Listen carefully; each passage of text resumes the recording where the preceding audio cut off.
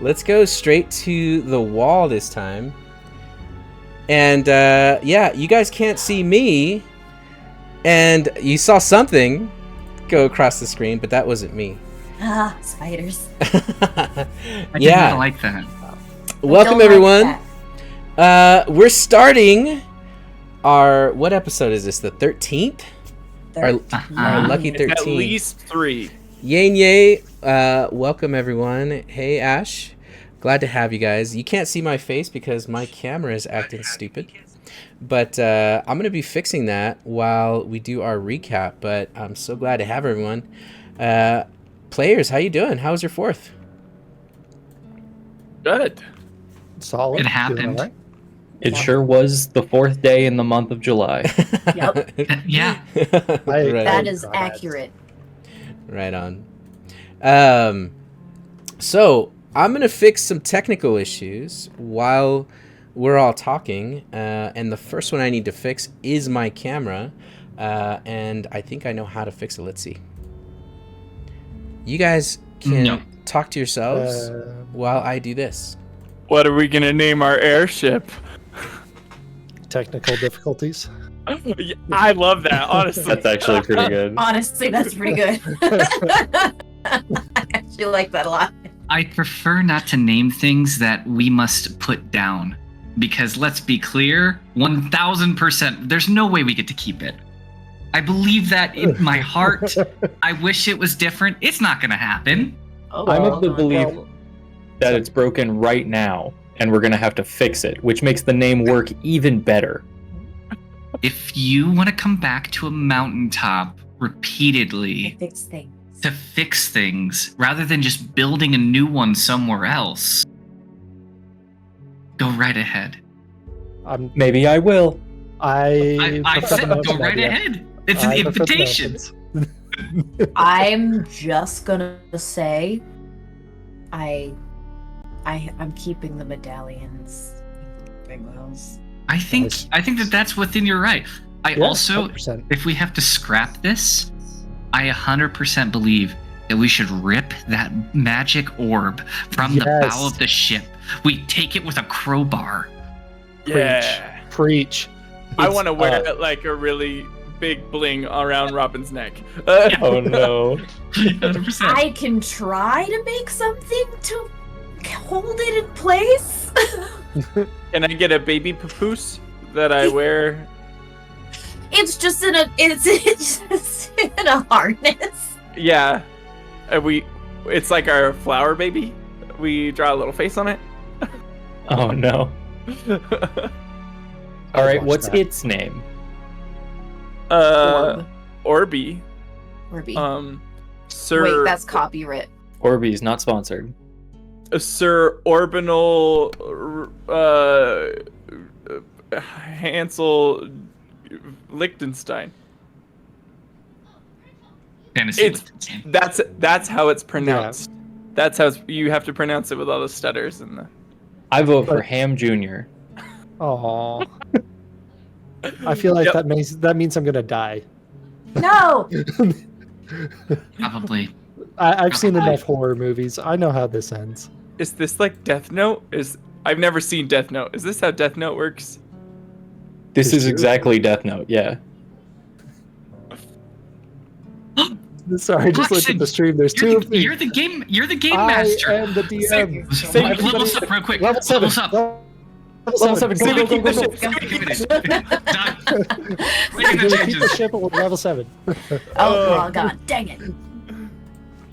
You guys are so funny. We'll have to do the instant replay, but I'm pretty Hey. sure that you got both of those off while you were in the window, which means it has absolute authority and it is contractually binding. Exactly. Welcome to Constitutes a level verbal contract. 7. Wait, I don't have all my stats. I see him in Discord. Oh, I see his chest. We're getting We're there. gonna- I see It's a plan exclusively B. his chest. Listen, when OBS says, I don't want you to Cause work. problems on purpose? Yes. Then we're just gonna do it live. We have to go the other route. You know, Sometimes I OBS really do wakes up and believe chooses violence. It We're does. professionals. I believe that in our hearts, we would not be gaming related if we had a stream without technical difficulty. It's At true. least one. Like, it's least tradition at this point. And it's Yeah. weird. Every time I start the stream, it's always something different. And I don't know. We need a emote that is technical difficulties. That We would do. be Agreed. great. It should have like a gear in it and stuff too. Look who's the dungeon master now. Maybe some strawberry jam that's like stuck between Oh! the gears. What Level level are we 14, now? level 14, everybody now. Go, go, go! Who am Roll I? the dice. Wait a second. I'm so excited for level 14. I'm so This is excited. the best. Okay, God. I think we are all good. Well, now that we're At level 14. Wow, level 14. Welcome. That's awesome. Yeah, Only you on wanted some episode spiders? 13. Yeah, Oh, Ash, oh, I'm gonna give you some oh. spiders. Here they come. No, thank you. And you get spiders. And you get spiders. Here they come. This is the worst episode of Oprah I've ever seen. And there they go. I love it. And I've seen all Oh, of them. I gotta fix one more thing. I It's gotta nice fix our that she's previous having one. a comeback, but Previously on the final page.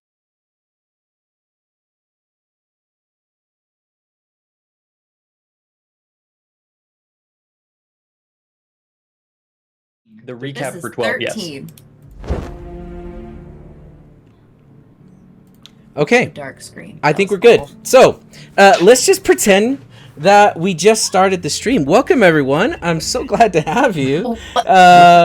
Players, we're starting so late. are you guys ready?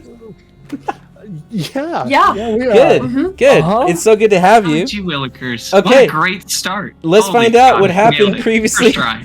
Previously, I feel so alive. It's because we had the horse last time. we're doing it live. Previously on the final pages. Our heroes now own an airship that they get to keep forever. Good work, everybody. That was a quick one today. Nothing else important happened in the session. Wait, what do you mean? I have to keep going? Oh, there was more that happened. Oh. Okay. A pitched battle rages atop an abandoned boat. Merfolk and lizard people line opposing sides of the deck as if waiting for the cue to begin an intricately choreographed dance number. Our adventurers seem caught in the middle, resisting the urge to sing somewhere, as the sharks and the jets begin doing murder instead of music. Our H2O challenged dwarf is pulled overboard. The pair of wonder warlocks leap overboard as well to do battle with a big shark. All the while, our resident scientist desperately tries to figure out this flying contraption. Through the clever use of mind-bending magics, our adventurers manage to reclaim the second magical pendant needed to control this abandoned airship. Joining the two halves of this magical, Oreo? Or yo-yo? Joining the two halves of this magical device, the cavern begins to rumble and shake. Merfolk retreat. Time slowed as Tabis appeared. She claims the party's actions have upset balance, threatening to incite conflict amongst the pillars. Camille waves that aside as nonsense. In a moment of frustration-fueled bravery, he presents a hyper-rational rebuttal to his zombie mommy that their seemingly chaotic actions have allowed for far more balance. With an inspired nat 20 from an honorary deity, Yin-Yang, Camille's argument rang true. Our heroes, the airship, the improvised lizard crew were all teleported to a snowy mountain peak. And our heroes now own an airship that they get to keep forever. Now, back to the show. And we're back. Great intro. Great previously on. To those who have stayed with us, thanks. That's all part of the show. I heard Say we our get to keep charm. it forever. Do what? It was in the recap. It was in the recap. Say. And it's Recap. D&D, so It said it's It's shared, wild. it's Yeah. collaborative storytelling. We get to keep it forever. Yeah. yes. Yeah, that's how it works. It's Okay. indestructible and never breaks. Well, Mercy, as the zombie mommy grabs you by the wrist and clasps the two pieces together, you bamfed into a very cold place. And where we start our session is going to be with you, Mercy. Let's cue Okay. the wind. I said let's cue the wind. You did say that. There's the wind. Yes, stop. Whoever just did that, don't do that again. Please. Okay, stop doing that, please. Okay. So, where you are, Mercy, you are buried, and something very heavy is on your leg, and it's pinning it, and you can feel that your ankle cannot move. I need you to make the very first roll of the game. I need you to make a strength athletics check. Where the heck is my token? Under the skull. On the Oh right. no. Under the On the skull. right? Oh. Yeah. Where's the orb? The orb. I want the orb. Strength check. This is awful, y'all. This is where I die. I have. Yeah. Okay, strength check. Here we go. Oh no. Oh, 0? Are you That's trying to about play right. this game? That's about right. Oh, Wait, what? You gotta have rolled the wrong die. I rolled a 1. Oh no. Okay, That's about right. Just I love it. I love it.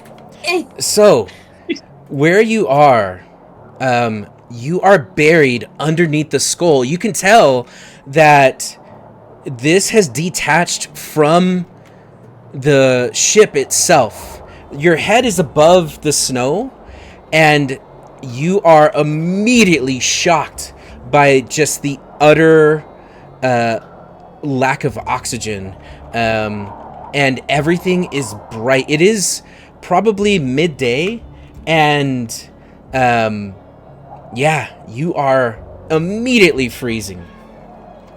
Now, moving over to our next player, I want to focus on Hamish. Hamish. Don't we all? Yes, that's a good point. Hamish, you are sitting on something hard and wooden, but stop, Camille. You better stop right now, sir. No. No, he No. can't stop. He can't stop and he won't Can't stop, won't stop. You're sitting on something hard and wooden. You can't double down on it. nice. And Nice. there's no sign of Syl anywhere. Your head is out of the snow, as are your shoulders, but your waist below isn't. And you can see that scurrying about the top of the snow in this blinding light are a bunch of lizards, as they are trying to essentially get together. What's the first thing you do, Hamish? I'm gonna try and get out of the snow and find I need a strength athletics check from you. Better than a 0, please. I think I could do that. Yeah. Yeah, I can. A 14. Yeah, you're able to wiggle your way out, immediately realizing that you have gone from this deep, dark, moist cave to the frozen tundra somewhere above. There's clouds in the sky, so you cannot see anything else beyond where you're currently standing. But what do you do when you get out of the snow? Do I see anybody else? Like, do I see Savvy? Do I see Camille? Do I see anybody? You need to make a perception check. Okay.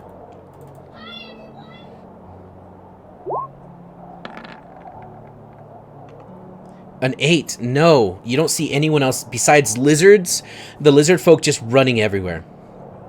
All right, and I don't understand them because our magical orb of happiness is gone, right? You do not understand them. Not right now. You just hear waka waka waka waka as everyone's just running around. I'm just gonna call out then. Camille, Savi, Okay. Sil. Moving on to Robin. Robin. Also Robin.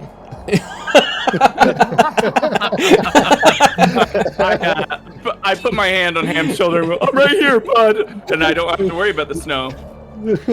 Hey, Mayhem YouTube, welcome. Thanks for the follow. Glad to have you. Welcome to the shenanigans. Robin, you find yourself face down in the snow, and you can feel that your leg is absolutely tingling and kind of numb, and you realize that the pant has already begun to kind of freeze where you're laying, and as you lift your head up, your eyebrows, your bushy brows, and your mustache are covered in snow. You hear a distant muffled yell that is just kind of insulated by all of the snow that's everywhere, and it's the yell of Hamish somewhere over the hill yelling for you. Am I trapped? You're not trapped, no. Oh, I just stand up. You just stand right up. I dust myself off, and I go, "Whoa, that was easy. I'm over here," and I call out, "Oh, that's my name." Okay, you can trudge slowly through the snow, but every step you take, your foot drops all the way down to right above your knee, and it is slow. You're using your hips and your shoulders. You're kind of scraping at the ground to keep from falling over. As you wade around the rock, at some point, the snow gives out from underneath you, and you start to slide down. A goalie, I need a dexterity saving throw from you. Yes. Dex save from you, sir. I do try and do it like a trick, as I'm like, and I turn a little bit. Do a flip. A 22, not bad. I get to the bottom of the hill. I go, "This isn't out bad. A little cold." Okay, you're able to slide on your butt as you get all the way down to the bottom of the ship, and now you can see the destruction that is this ship. You can see that that all of the mast, most of them have broken and fallen off. You see the upper deck where the hookah was has broken into pieces. There's pieces of pottery everywhere. You see that there's a hole inside of the middle of the ship. You see that there are lizard folk that are scrambling, trying to find any kind of comfort. The back of the ship has kind of stayed intact.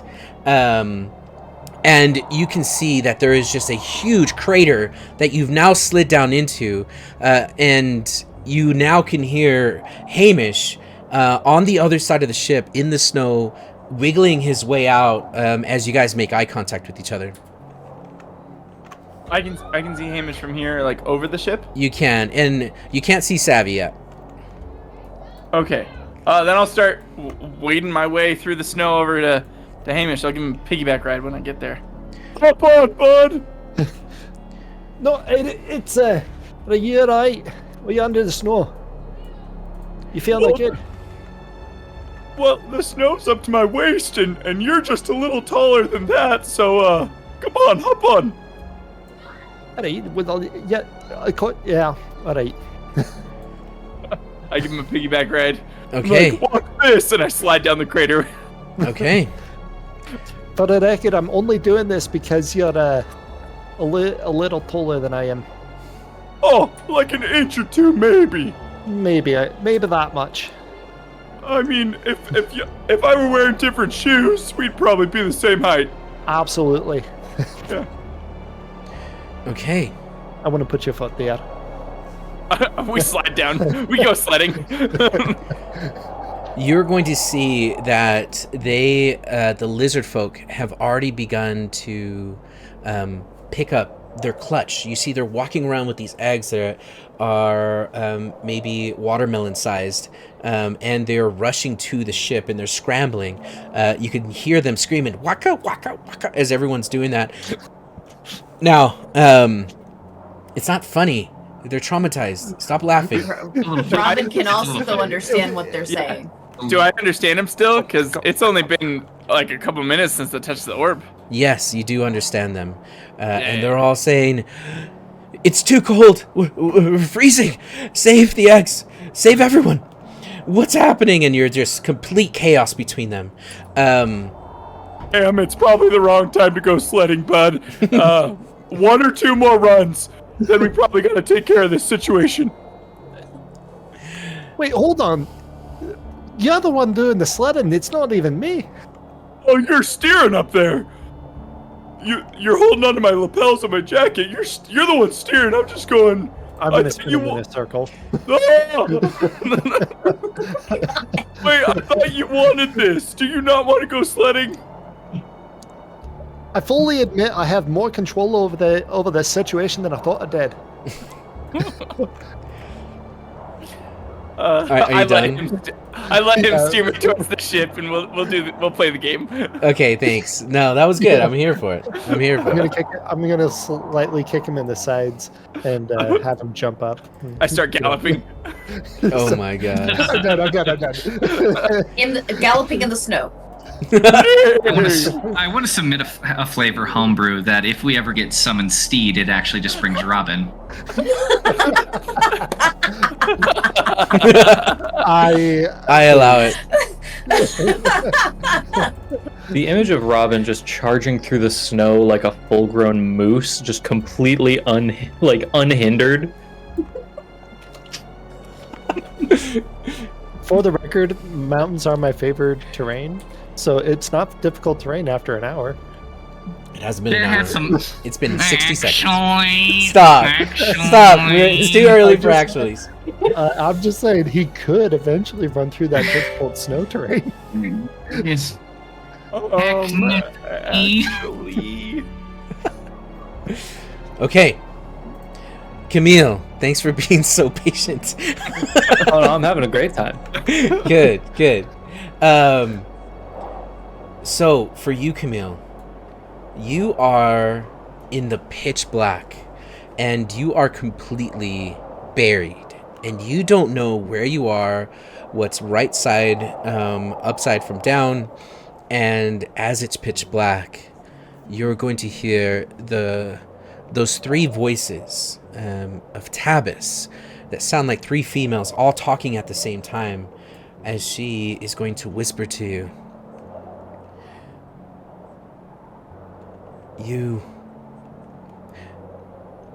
I had to get you out.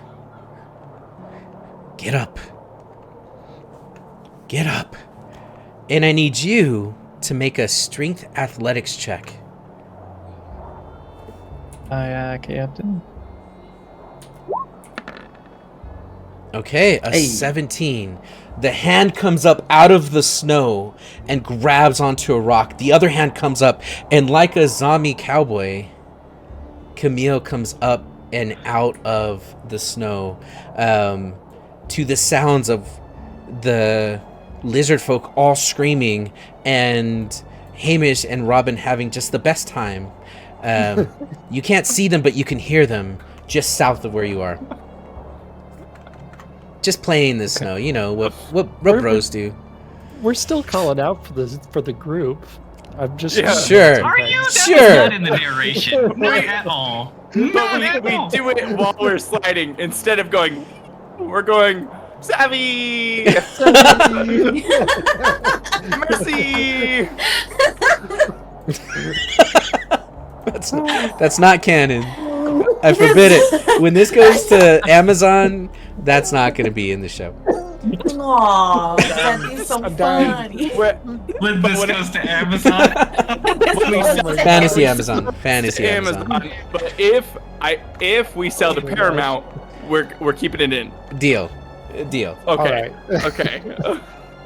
Paramount. Fancy Paramount. No, it's not Dark Raven. No, it's not. You can't say it is and then make it is. Yeah, Okay. Fantasy Amazon. So I'm Camille, gonna start making my way in that direction. okay, you're gonna burst out of the tree line, and as you burst out of the tree line, you are going to see from your vantage point the ship has been wrecked, and you're gonna see that Camille and not Camille, sorry, Hamish and Robin have gotten together. You see the lizard folk all working together. No sign of Savvy and no sign of Mercy. What do you do as you come through the forest line?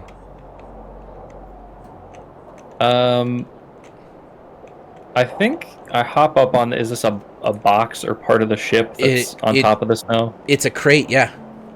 Okay, I think I'm gonna hop on top of it and just look and see if I can see anyone else. Also looking for Syl because I don't see Syl either. Okay, make a perception check. And I'm assuming from up there that Ham and Robin will see me.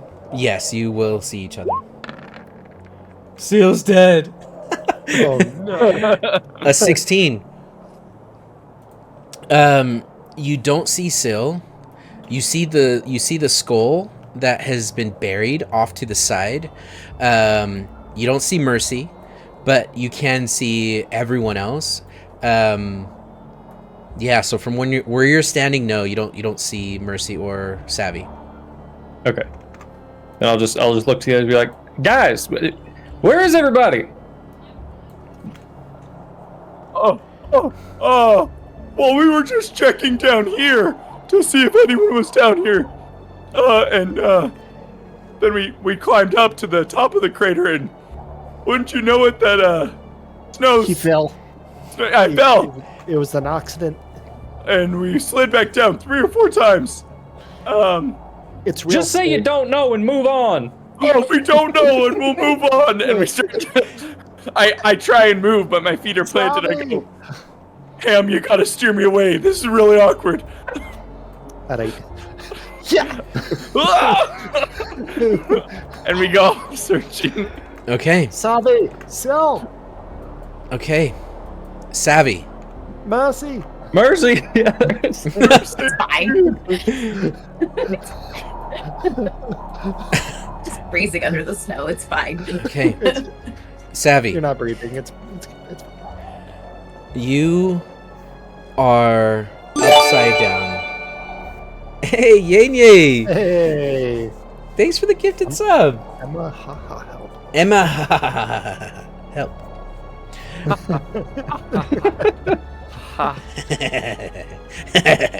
I'm just kidding.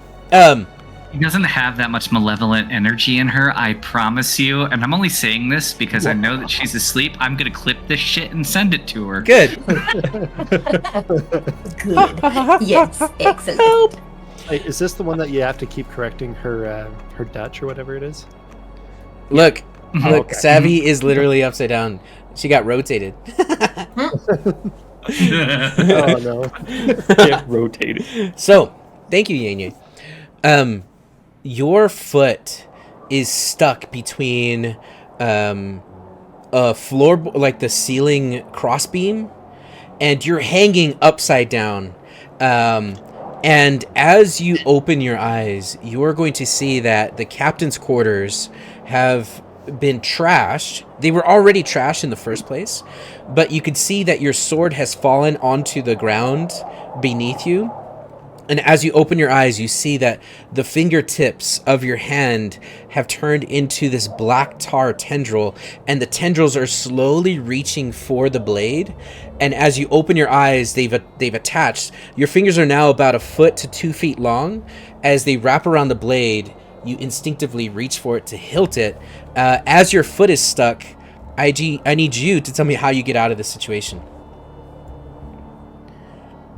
Well, if you will allow me to have my sword, I would like to use Booming Blade on myself. Yeah. And then I would like to try to wiggle willingly. Yeah, no, you can boom And yourself. then trigger the Booming Blade detonation to blow me free of the Wow. thing. Okay. That's what I want to do. Well, we all know where Savvy is now. Okay. So, Mhm. yeah, you do So the does the booming avalanche. blade. Yeah, so does the avalanche. As that happens, you all hear the sound of the booming blade go off from the captain's quarters. And Savvy, you take 2 thunder damage. What a You- great roll. You land on your back, and a bunch of snow and dust falls on your face, as some of the desks and the paperwork has kind of gone flying around. And you realize that you land on snow, that the bottom of the ship has been broken and there is no bottom. You're now kind of buried in what looks like a little wooden igloo of the back of the ship. And there you are. What are y'all doing? I turn to Camille and I go, I found one of them. It's a 50-50, Mercy or Savvy. All I heard was an explosion. Could be either of them. Probably, I'm gonna guess Mercy. My money's on Savvy. I say 1 gold, You flip the coin? and then I say, Ham, would you mind? My legs. No, yeah. Let me get off. No. I just Oh. need you to steer me that way. Oh, right. Sorry. Yeah, my legs aren't working while you're on there, bud. You gotta make it 2 gold for Savvy. Okay, so we're both in on Savvy. You got Mercy, and we start running. Okay, you're gonna find Savvy on her back and slowly sitting up. The tentacles have already gone back into her hands, so you don't see any of that. You see them, Savvy. They are covered in snow, but alive. And then you see the lizard folk immediately rushing into this room behind them.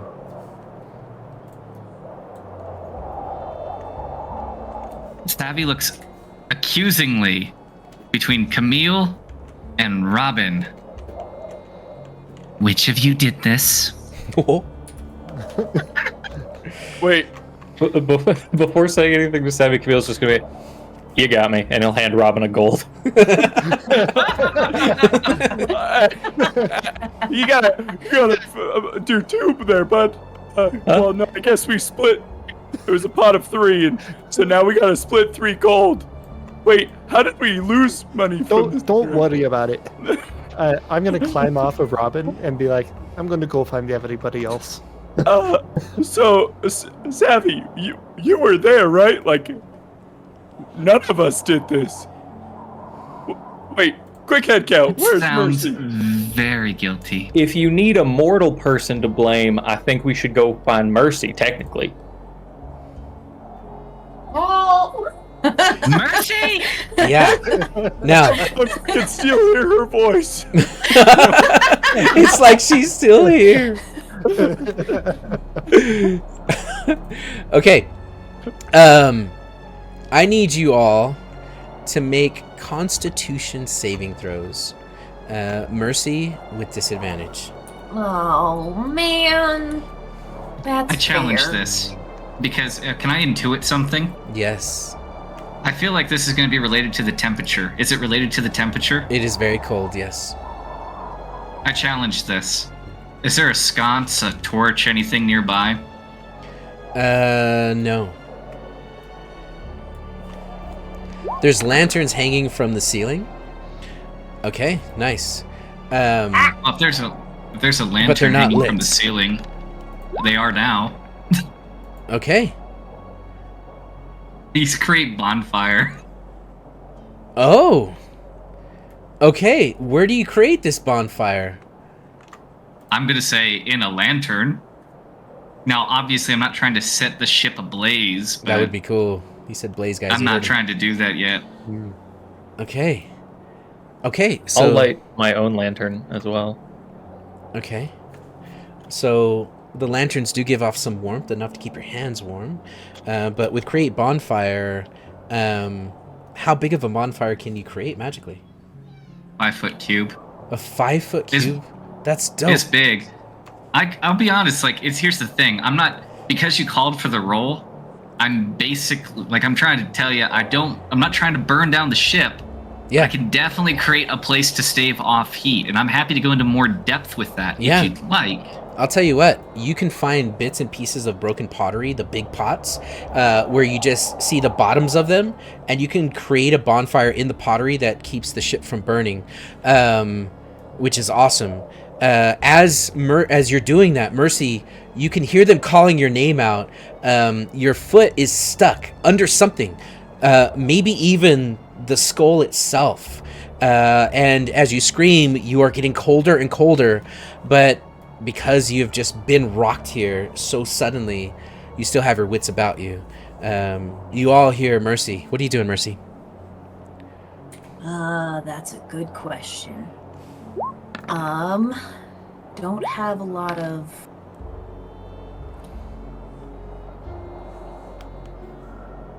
I have a crowbar, but I don't have anything to wedge it, like, I mean, a counter. At this point, you're kind of too stuck. You guys can hear Mercy. Yeah, I'm gonna. we started heading that way. Okay? Yeah, you I guys just climbed hear off it. Robin, and I was. I'm heading just that going, way. I'm over here. I'm Okay. stuck. I'm stuck. All right. I'm going for her. Okay. As you jump into the snow and climb up to where Mercy is, you do see indeed that her head and her hands are sticking out of the ground. The skull itself has been buried. You see that the orb is still on top of the skull. Its flicker has gotten dull, but it's still shining. And Mercy, you can see Hamish approaching you. I think my foot's stuck. I Hey. can't get out. Eddie, here, lift up the arms. I'm gonna pull. Let me know if anything hurts. It And we'll hurts. stop. We might have to It dig It sends hurts. Nope, sharp nope, pains. nope. It's No, almost that's like very painful. they're twisting your tendon in your ankle because it's stuck under something that's not Oh. ing. No, It's completely Mercy. stuck. Mercy, you're the brains of the operation. Could a reverse jacket help? Put the jacket on backwards. Get No. out With right now. extra leverage. Don't encourage him, Camille. Put that finger down. I'm gonna start digging out the snow from around your leg. Okay. I will help. Okay. You guys start digging. Your hands immediately start burning and then start freezing. I actually have a shovel. Oh, well, that's a good Wait, do you tool. really? I use my little flask. to scrape away. Okay. So Camille's like, guys, I got it. And he pulls out a shovel, and the shovel works. And you can see that the bone of the bottom of this skull was pinning her underneath the snow. And you bury deeper, you dig her out, and the foot comes loose, and she slides out. And for the first time, Mercy, you see the destruction that was this ship.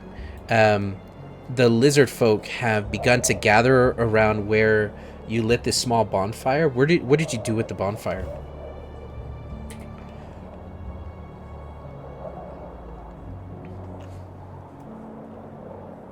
Sorry, can you say that one more time? Yeah, that was a question for Savvy. Where did you put the bonfire? Oh, sorry. If you're letting me time to kind of set it up, I would say not on the deck of the ship, but Okay. like here. Okay, got it. So yeah, you put a little bonfire. Will you draw it for us? Only you, Savvy. Sure. Nobody else is allowed to draw it today.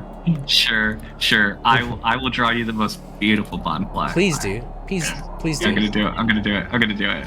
You know, I never want to draw, and then you say things like that, and now all I want to do is draw. We have rules for this, guys. We have rules. Okay. So, immediately, you see that the lizard folk start to gather around, and they kind of put their eggs, their clutch near this fire and kind of circle it. They're gonna talk to you. Waka, waka, waka, waka. And some of you understand what they're saying. Others, not so much, but they're gonna say, I don't know how your magics, we don't understand, but we're here and we are going to die. We can't. What are we going to do?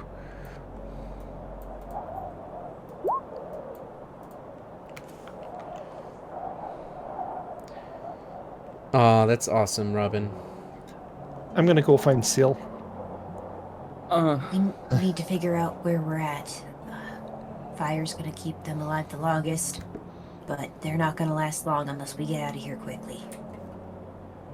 Oh, are we having this conversation away from the lizards?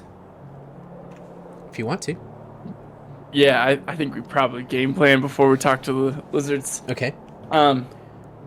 Well, I think we can get out of here. Sure. Quickly? Probably not. Unless I don't love their chances. The last time we escorted a bunch of unarmed civilians, are they civilians? It didn't go well. Well, most of them are armed, And this right? time, I think a few of them look armed, but I don't know that all of them do. A lot of them, unless A lot of them were in the fight, I thought.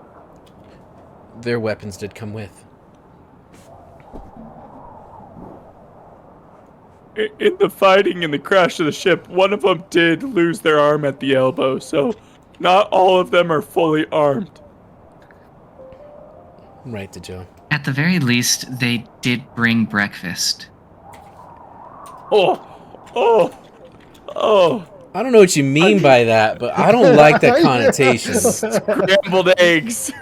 Oh no, I get it. I was thinking hard boiled. You jerks. Okay. You jerks. So, well, yeah, I don't know how we're getting out of here fast. I don't know enough of the technology to get the. Well, we can start by figuring out where we are, and I can take a look.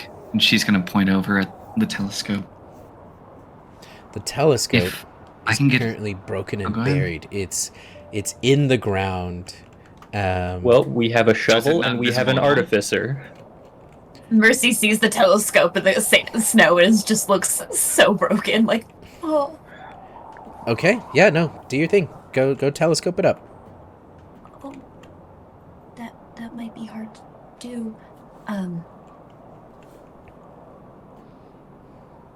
I don't think I can. I won't be able to fix that quickly. If I'm honest, I don't really need it. It would be helpful. But I have my tools if I need them. This is different than where I'm used to, but Yeah, I'm pretty good at looking at the stars. I might be able to figure out where we are. What was that, Mercy? I've never been in the snow before.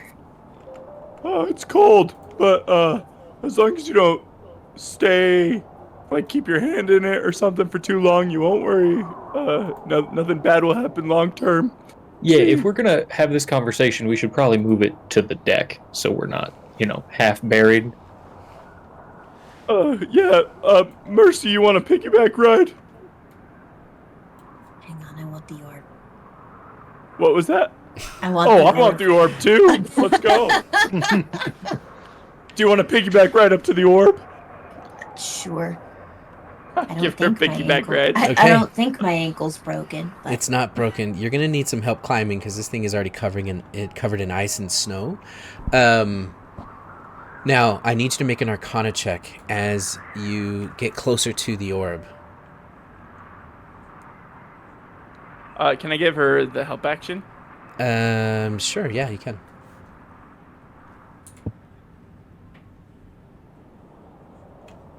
it means I has advantage.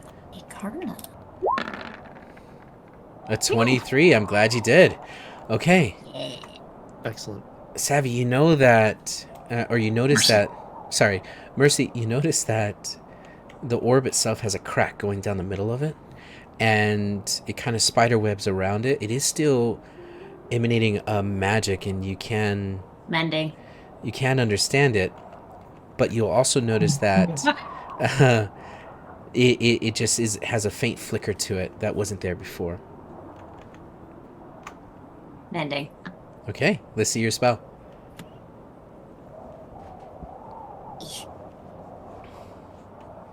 I wish my character sheet loaded faster. There we Okay. go. It's that very last sentence that you're looking for. Magic to such an object. It can't. Yeah, I know it can't restore the magic, but at least won't. Okay. It will stop it from breaking further. Okay. Yeah. No, So- I love this idea. You cast Mending on it, and you've already touched the butt before, so it doesn't shock you like it did. But you see the crack start to seal itself all the way around it. You hear the reverse sounds of cracking sounds as it, in rewind, fixes itself. The faint flicker still remains, and even the pulsation of this thing doesn't feel as strong as it did the first time you touched it. But it is not going to break further. It is permanently fixed to this head, to the skull, and it's as big as that magical globe that you touched down in the cave. To lift it, you're gonna need like more than one person. If you could get this thing. Oh, it's that off. big? Oh, I thought it was like this big. No, it's biggin'. It's as big as that silver thing, the silver case that you guys touched. Dang it. Well, it is snow, and we could roll it. Like I'm saying, like we just get it off, and we then roll it down this mountain.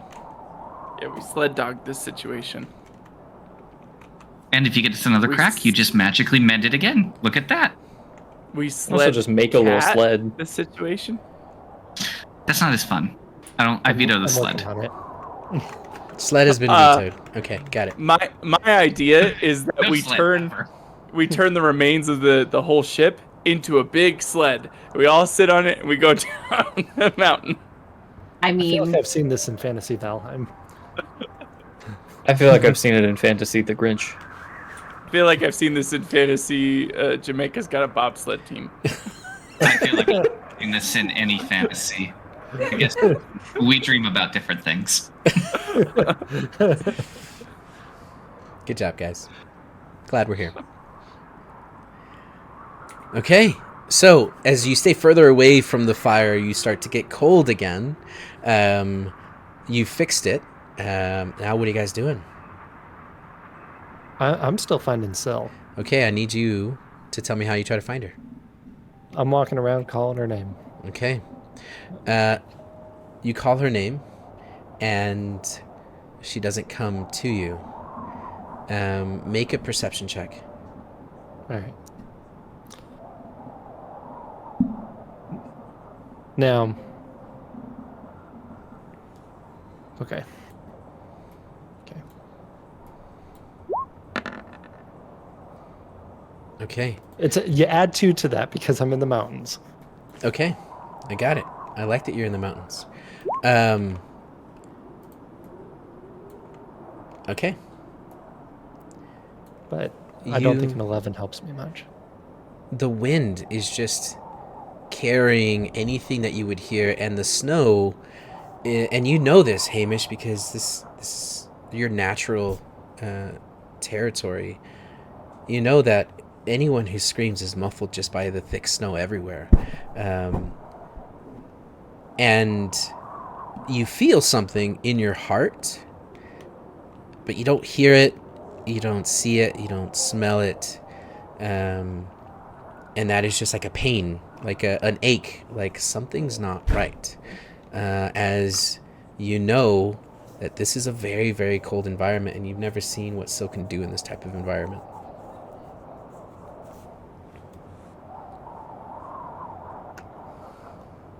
Yeah, I'm gonna just keep on. So basically, starting with the ship and working my way around, just bigger and bigger circles, Okay. just around it. What are you doing for the cold? Because you are currently wet, and every time you step away from the fire, you immediately start to freeze.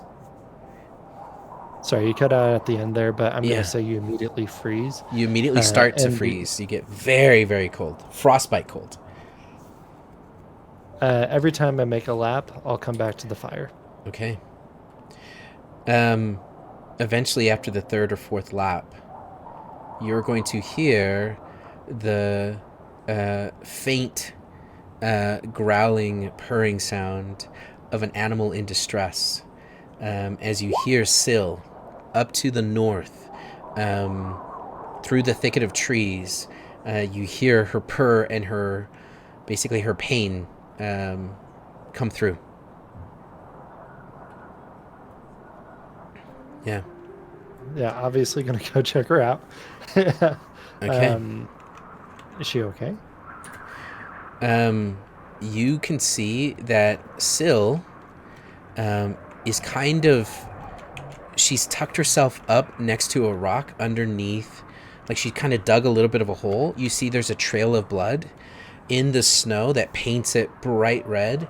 And as she's kind of scraped her way, you see that there are the wounds from the shark bite. You see that her hair is matted, and even in the snow with her bright colors, it's almost like her hair is kind of dimmed a little bit.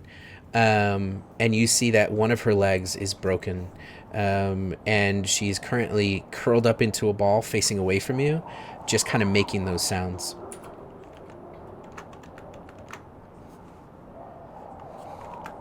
Syl, it's alright. It's alright. I'm gonna go get Mercy. She knows things. She can help set this. You just wait here, alright? She's going to kind of purr to you, and then she'll put her head back down, and you can see the snow, just a full layer. If you've ever seen a husky sleep outside in the snow and they just get blanketed, she's at that point. Okay. Yeah, I'm gonna... You said my clothes are wet? Your clothes are wet, yeah. Alright, yeah, I'm gonna take my shirt off. Okay. as I come Thank back you. to the fire, and and I'm gonna set that near the fire and run back to Mercy and say, I found Syl, but she's hurt, and I need you to help. Okay. Are you all right? Is your leg all right? Little sore. Fine. It's not broken. I can walk. Well, Robin can carry you if you need to. Yeah, you just steer with the jacket. That freaking jacket. It's like a main character in this campaign. It's gonna be my familiar at some point. You can make that happen with feet. Okay. Hamish is taking his shirt off twice this campaign. Once to go skinny dipping with Camille, and now in the snow. What a dwarf! I can't be restrained by clothes. You can, but that's Right. okay. You can't it's on- contain me. It's on Thompson's character sheet. Okay, so so the two of you go trudging back through the snow, and you see the same scene: an injured Syl.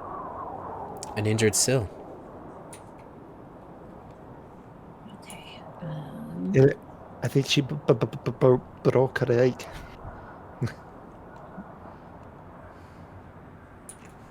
See that? Mm-hmm. We need to set that first before I do anything, or it might not set properly. So I'm gonna double check to make sure, like, it's secure before I give her anything to heal her. Okay. So that it doesn't... Yeah, make a medicine check. Can I help her at all? You can. All right. You go and you grab the hip, and you grab Syl by the scruff, and you start to squeeze the way you would if you were trying to calm a cat. And as you pull the nape back, with a quick pull, Mercy, you extend the leg, and you could feel the two bones that are kind of crisscross straighten out and stretch. She lets out a yip and a growl that echoes throughout this small crater that you guys are in, as you've straightened the broken bone. Okay. Then I will use my last spell till we rest.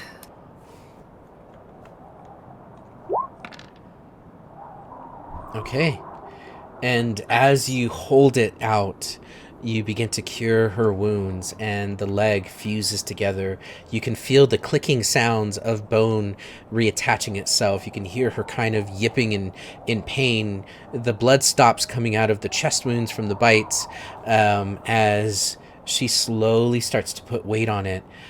She gets up and shakes the snow off of her face and off of her body. You can see she is shivering and cold and absolutely not built for this environment, but she slowly rubs her head and her chest, her shoulder up against your leg, and then she'll come up to you and kind of boop you on the back of your hand, Mercy, as a thank you.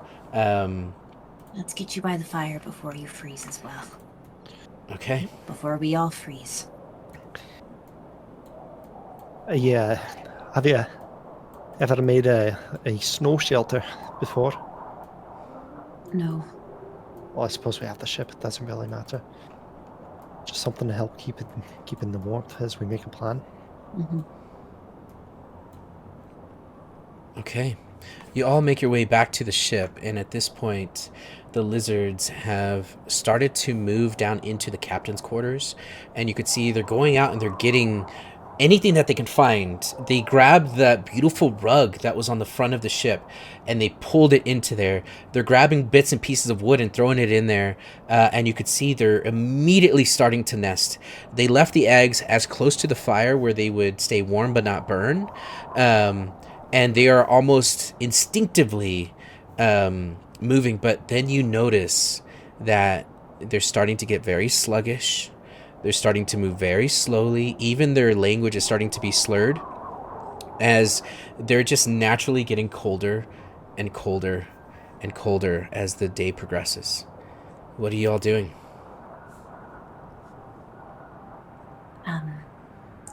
During this time, was Sabby able to figure out where we are, or? I was going to ask, what time of day is it? So it's probably 10 a.m. Definitely not. Definitely not. I need night for that.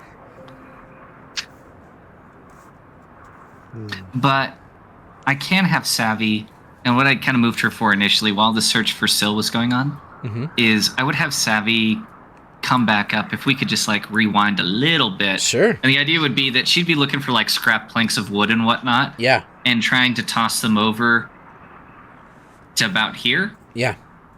Because the way the Crete bonfire works, right, she has to concentrate on it for a minute. But that essentially makes a 5-foot cube fire in that space. However, if there's sufficient fuel and whatnot that would burn after she's no longer concentrating on it, that would be fine. Okay. I mean, she would be essentially still just acting as a fire starter. So the idea here would be that she is able to gather enough wood and whatnot from that just look like ruined wood and different broken planks and things, chuck them over to the side and see if that she could light a second fire to spread them out a little bit more. Okay. You absolutely can. And as a matter of fact, one of the lizard folk will come up to you and will start helping. And just following your lead, we'll start to find bits and pieces of rope, tattered pieces of wood. That big crane is broken and leaning over in the snow. They grab pieces of that. You find that one of those vases, the ceramic pots, was actually an oil vase full of essentially oil for a lantern, which is extremely flammable. So you have a fuel source, and you're able to build a second fire close to the ship. It starts to melt the snow around it as it immediately gets warmth. You now have 2 bonfires. And then bring us back to more contemporary time. The one thing that I would want Savvy to do here is if they're going into the captain's quarters and whatnot, I, if possible, would want to make sure that if they try to bring out anything that is like a book, a map, a chart, anything written, I would want her to not let that happen. Okay. They can take rugs and shit. I don't care about that. But if they try to bring out books or maps or charts, none of that. Okay. My hope is that I could do this basically before the first file gets too weak. That basically she's building the second fire, and then afterwards, if she sees them starting to go into the captain's quarter, that she basically just acts as like a bouncer, really, to be Yeah. honest. Okay. Yeah. That sounds good. And you still have that language, not a I never barrier gained for it. some of you. Well, yeah, Mercy and Ham, and Robin, will have that language that you can speak to them. When they go into the captain's quarters, you're going to notice that they're starting to move snow up against the walls, and they're patching any holes, and immediately turn it into an igloo. And they just start throwing like everything they can into there, and then you see they just start to kind of slither together. And in the middle of this ball, you'll see that are all the eggs that they're keeping warm. And for the most part, they're safe as you're all keeping the fires going. That's where they're going to bunker down, as long as they can, until there's a plan. Okay. I can try to get the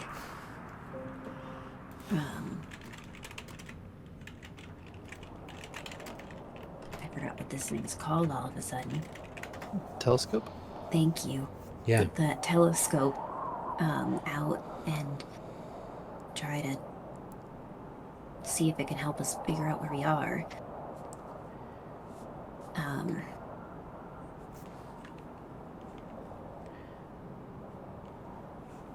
Perhaps we can see if there is a vantage point where we can see up higher.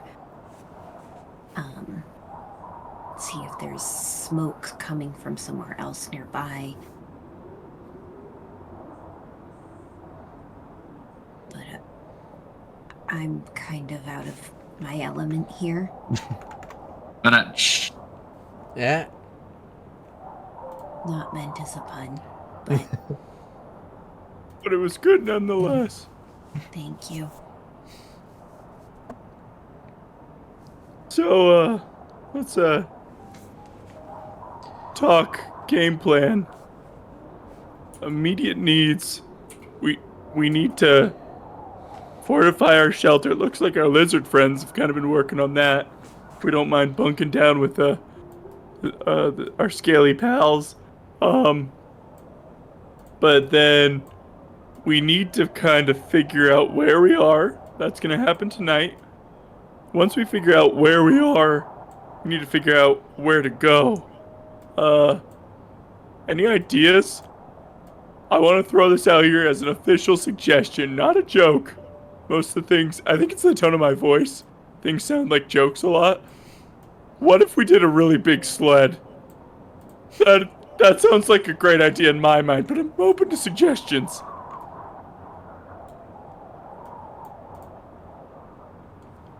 I'm assuming you wish to use the boat as a giant sled. I mean, it's got like really big slabs of wood and such. Just put the flat side on the snow. We go till we hit a tree, preferably avoiding trees.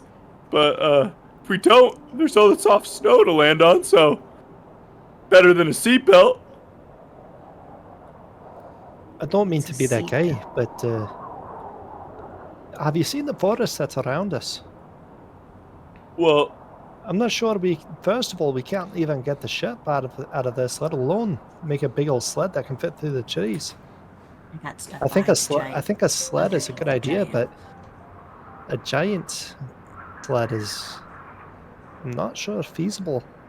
I like the brainstorming. Is a better idea. Yeah, okay, smaller sleds. Everyone gets their own sled. It's not essential, but first one down gets the first drink for free. Not to interrupt the current train of thought, because a lot of good stuff happening right now, but Mercy, you still have those amulets, right? They got us here. Is there any merit in finding out if they can get us out of here? They're still connected, right? They are still connected, yes. And since I'm attuned to them, I understand how they work, correct? Yes, you now do. Well, actually, I take that back, Mercy. How dare you? That's a good question. You know that one causes you to levitate, or will cause the ship to Levitation. levitate. The other one The other is will push wind. Yes, you know that much. It's not necessarily casting those spells on you. You cannot cast those spells, but these two amulets can cast that spell combination on the ship. Somehow the ship can receive those spells. So something connecting these medallions is anchored, connected to the ship. So when I activate these, it gives the ship the ability to both levitate and move.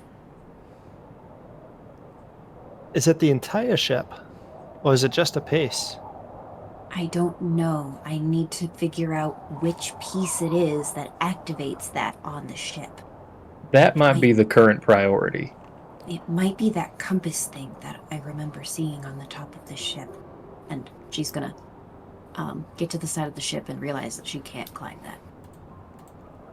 Yes, I'll help you.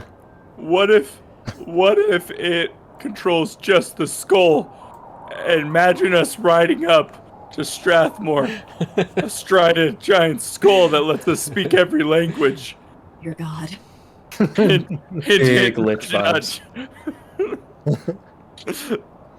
I mean, it could be the orb actually. Now that I'm thinking about it. Could be. It really could be, huh, Monk? I don't know who Monk I mean, is. Mercy. I don't know what you're talking about. But Mercy is going to follow the train of thought that she has right now, and is going to go to the top of the ship and check on because there was that weird 3 compass thing that she remembers seeing over here. Okay, on top of the ship, and all of these lizard folk, I'm just going to put inside of the ship. Yeah. Where'd you come from? Okay, now I need you to make another Arcana check. Hamish remains shirtless between the fires, just because, because that's your priority. And the whole world is here for it, Hamish. Listen, someone's got to be the fan service in this show. Camille already said no. I have to step up.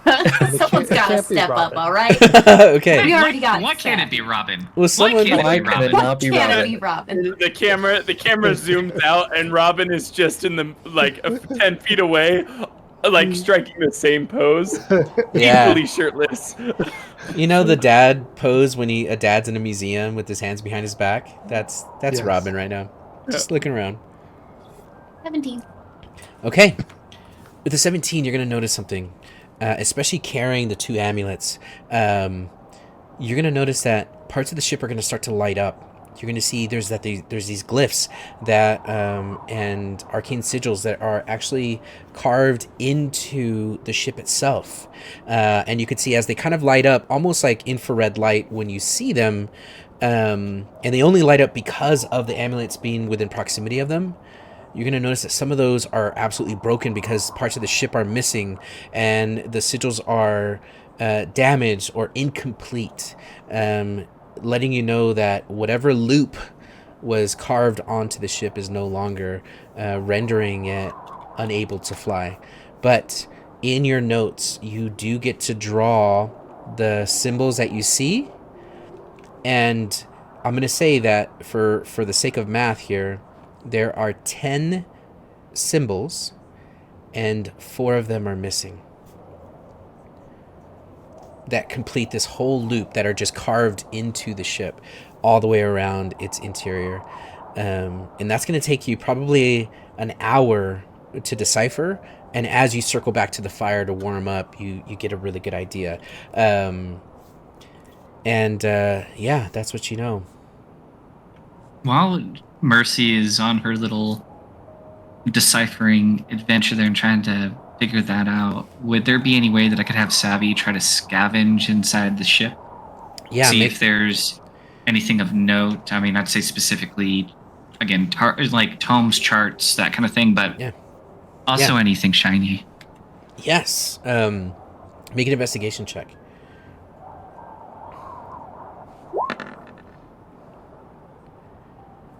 A 6. Okay, you're digging through snow.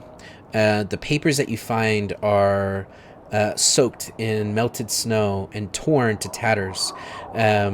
You don't find anything of value,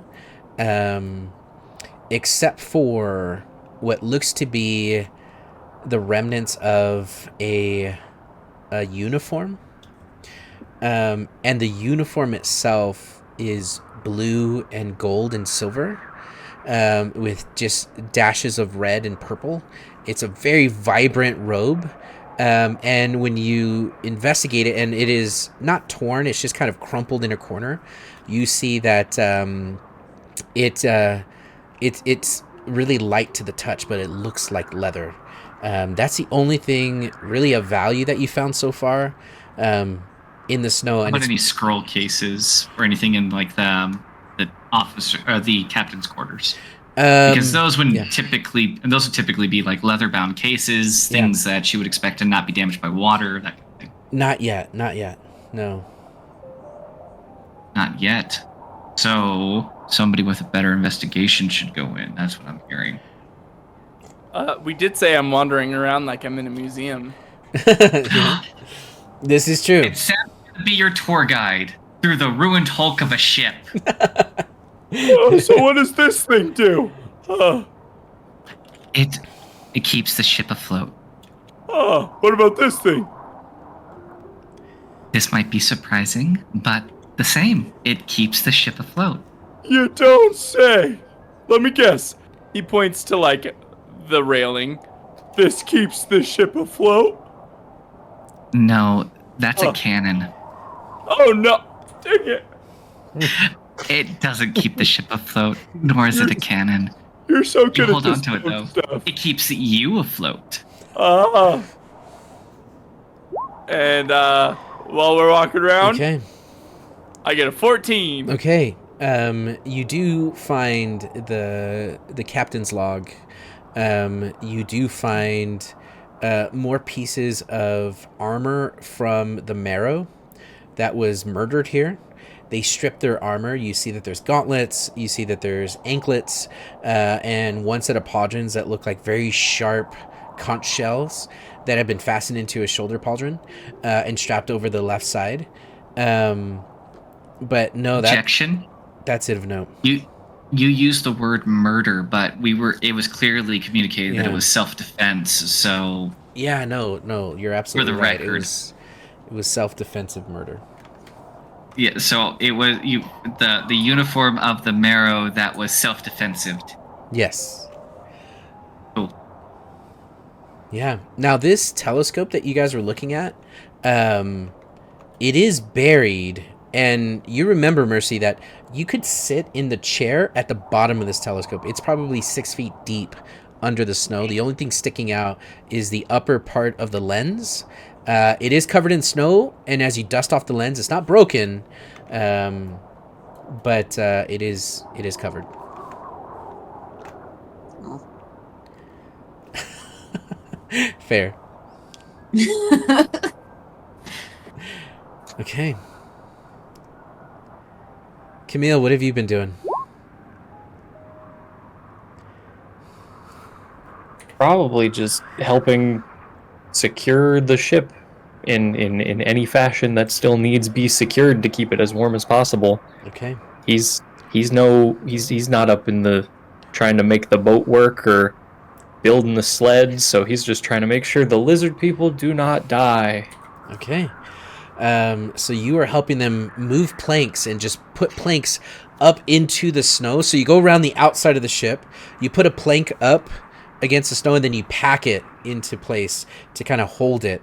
And eventually you realize that this hole that they built is airtight, except for where the door was to go into this. And essentially they made themselves, and you helped them with the little snow cave. And there they pile in.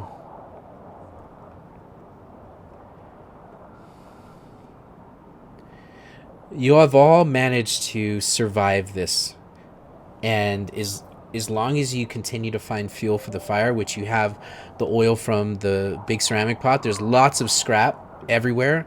and there's trees everywhere. As long as you have a way of doing that, you're not going to freeze, as long as the fires are kept.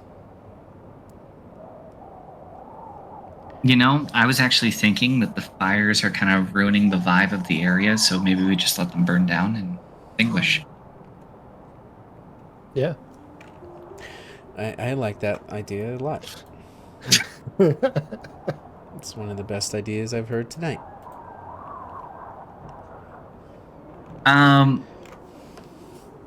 So, as Savvy comes out with Robin concluding their tour, and that's a ship. I pick up like a door that's got knocked off its hinges. I go, ship? Oh, I've learned so much on this tour. Keeps you afloat. It keeps you afloat. You know, I'd say there's probably enough room on here for one person. It's a little deceptively big, but probably only one person could fit on this. That's only because you're thinking about it in a very inefficient manner.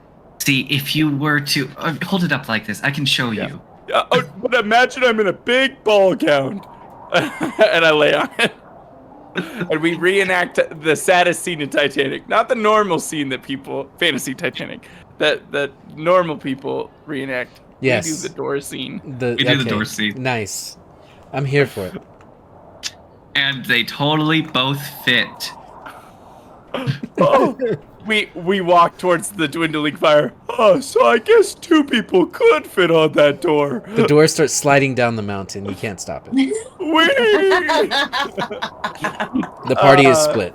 Congratulations. No! The adventures of Savvy and Robin. Robin may die at the bottom, but at least he finally got his sled. It's true. What a dark children's book. Oh my god. It was German. It was German. Wow. Oh. Okay. So, I was gonna say though, on a serious note, like with them getting back, I think gathering around the fire, are any of the lizard folk out by the fire, or are they all gathered in the captain's quarter below deck? yeah, There's good still question. This random one. This one's my pal. I've called him Yoshi. That person is not random, okay? It's Yoshi. That person's dead. Don't you dare call it a Quarshi. She died. I watched her die. Oh, hey, what's Yeah. Akwarshi doing here? Hey, Akwarshi. Oh. Hi, Akwarshi. Akwarshi's there, but she's dead.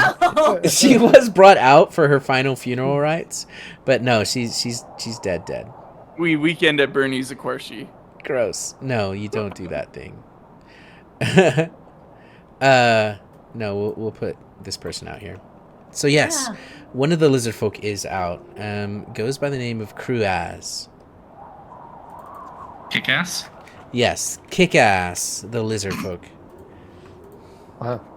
Nailed it. Kruaz. All right, Yes. kick-ass. What info do you got for us? We have nothing. I come here to parlay with you. Oh, What welcome. plans do you have? None. We talked a little bit about a sled idea. We're debating. We're kind of split into two camps. One big sled, where everyone gets their own sled. Okay. Hold on. Okay, Mopsy is going to name an NPC. Okay. Mopsy, You champion. if you can wait until the halftime show, I have some information for you. You have options. Anyway, continue. Nice. Nice. All right, kick-ass. Here's the thing. We're in a pretty bad way. But we're gonna try and get everyone home safe. Well, we're gonna go home. We're just gonna get you guys off the mountain safe. I don't know where your home is. But we got to first figure out where we're at. And our friend Savvy here knows how to do that, but only when the sun goes down. And then we're gonna figure out where we're going. And then we're gonna probably do something sled related.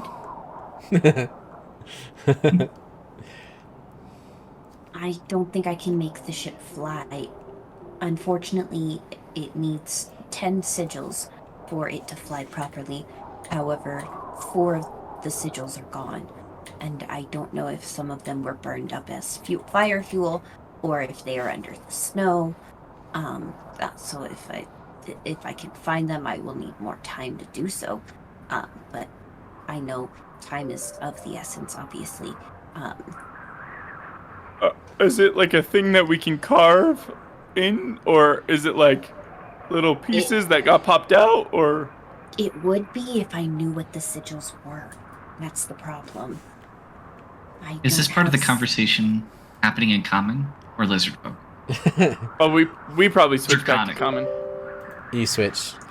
Yeah, because whenever we talk to him, we would translate. One of us would at least translate, so everyone understands what's going on. Well, because of that, then, I think I would have Savvy look over to Robin. You might want to take out that book you found on our tour. The thing that I said didn't help you float. That was just a book. Oh. And then she's going to look to Mercy. It looks like the captain's log. I don't recognize the language that's in it as far as I can tell, but if you're looking for something, I wouldn't be surprised if there's something worthwhile in here. Yeah, I hand it to Savvy. Nope, I hand it to Mercy. And I say, maybe that orb thing will help us read as well.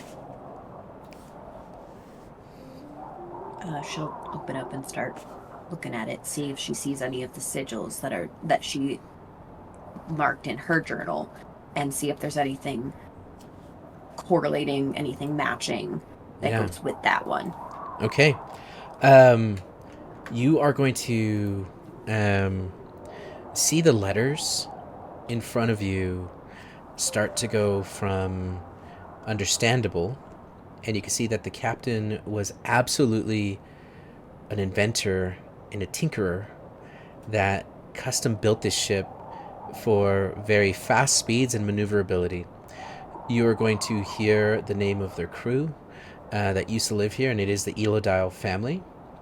You're going to see sketches of their faces, of what they look like when they were living. You could see that they were exporting a word that translates essentially to some kind of food or vegetable or fruit. And they were kind of farmers. And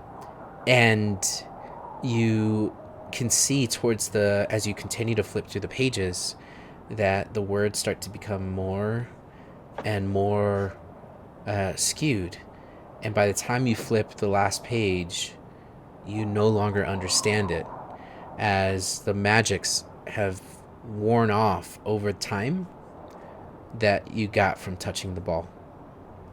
I need to go touch the ball again.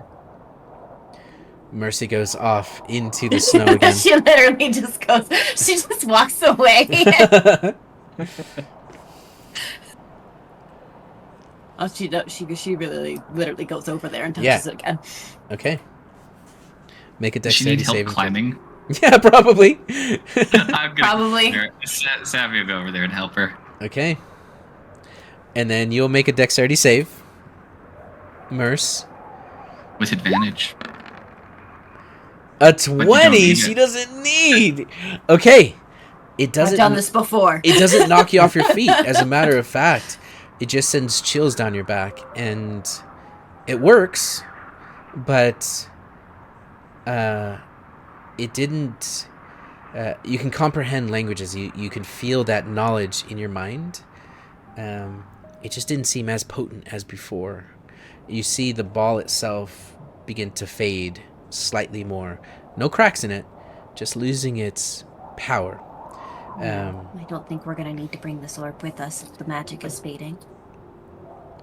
You are able to open the book right where you stand, and you do recognize the sigils, and you can see that they were drawn. I need you to make an intelligence check, as these sigils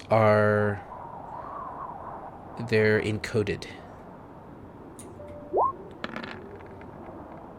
Oh my freaking gosh. Yes! I saw it go from a 2 onto a 20. The slow roll. Thank the gods. The god of knowledge is on my side.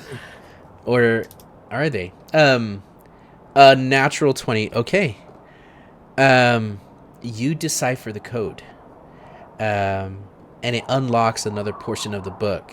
It's like a choose your adventure. You start flipping through different pages, and as you're flipping back and forth through pages, you realize that the code was in the illustrations of his family. You see it inscribed on earrings on their pendants. You see it tattooed on someone's forearm in his sketches.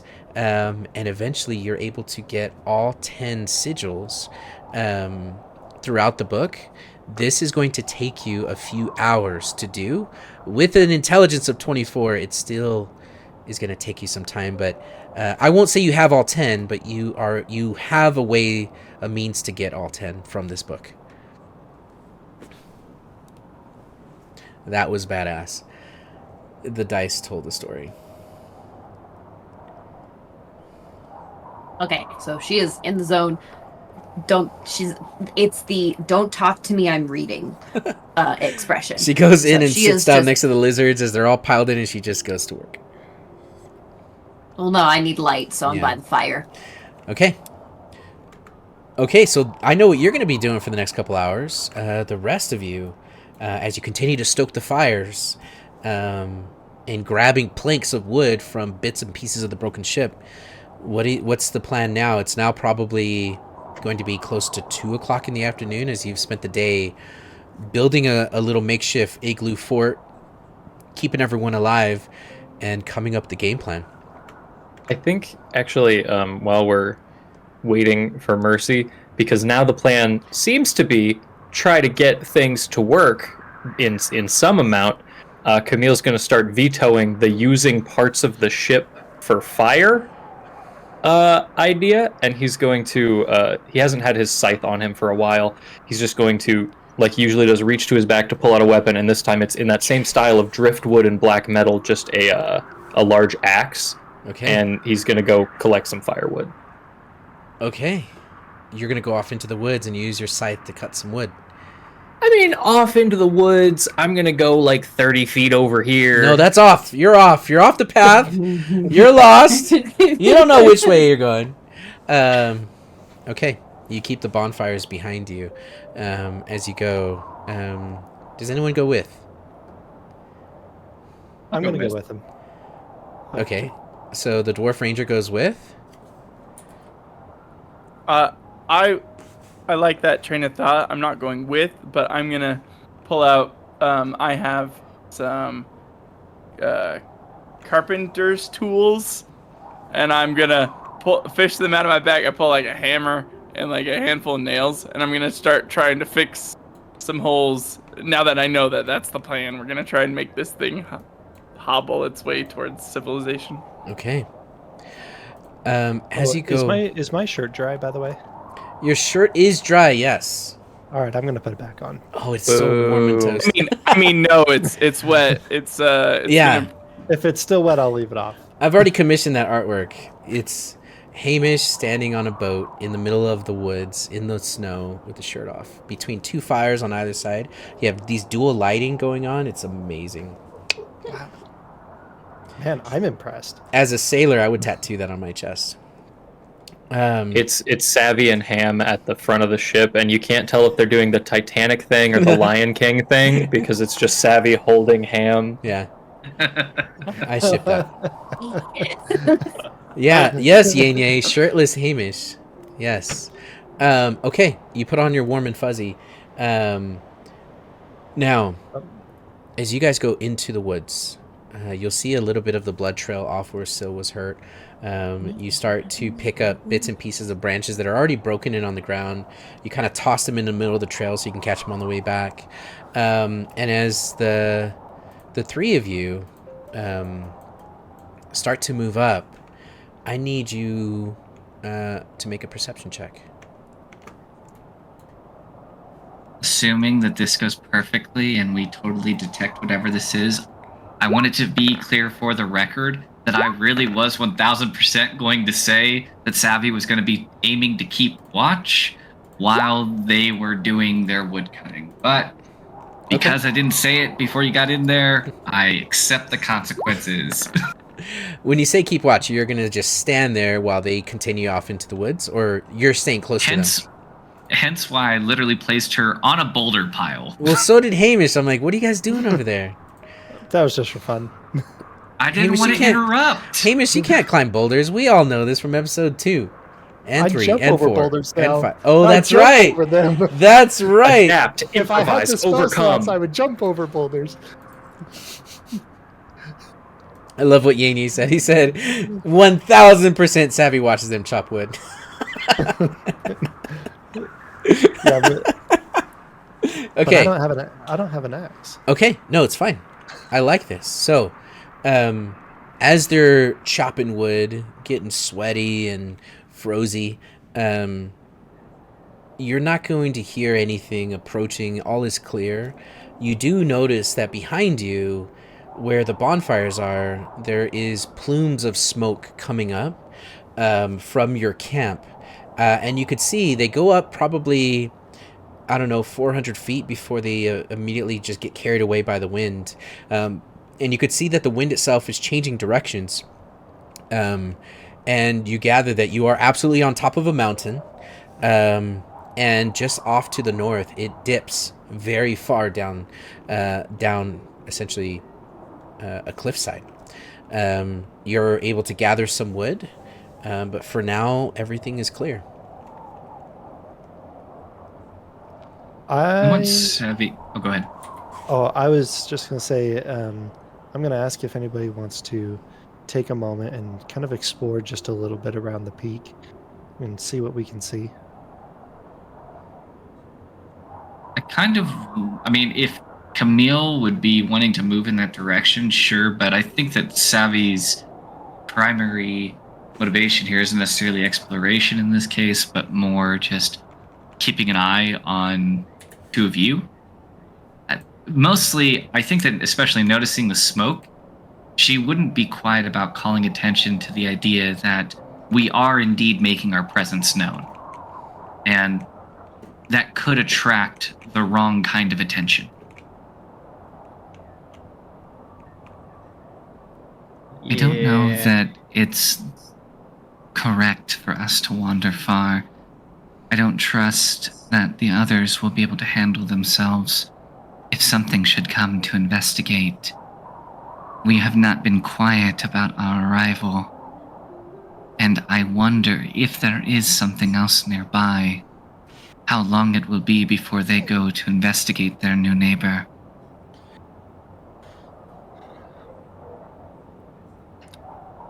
And let's keep a positive outlook anyway. Here shortly, Mercy's going to have it figured out, and we'll be airborne anyway. We'll be able to see far as the eye can see. I don't mean to be that guy, but I'm not sure it's even possible. The ship is shattered. If she can get it running in any capacity, I sincerely doubt that we would be wise to trust our lives to it. No, in fact, I think we need to have a different conversation soon, because I do not know how our friends will survive the trip down.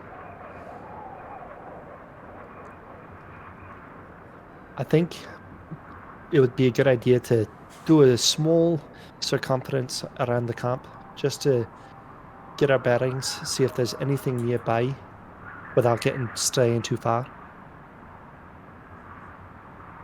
If we keep a pretty tight circle, I think that'll be fine. Yeah. I just want to make sure perhaps there's a cave or something we could be using that might be a little better than, frankly, a hole-ridden pile of wood.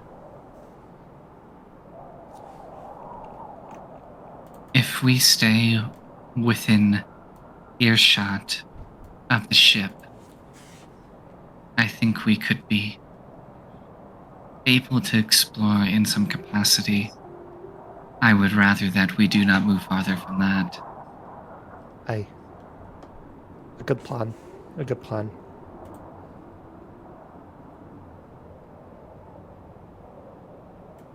Before we do that, we should probably take this wood back, I think. No need to be walking around with it. Yeah. Is Bring there any back Howard. signs? Say I was again. gonna say, are there any signs of Footprints. anything that seems to be approaching? Like, as Savvy is shadowing them, does she notice any tracks or trails? Is there anything that seems as though, these seem like trees that are covered in snow, so does anything look like it was disrupted in any conceivable past? Make a survival check.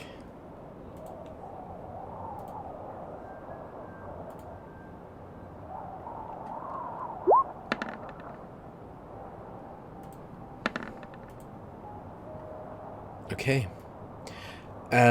Only the footsteps that you all have created.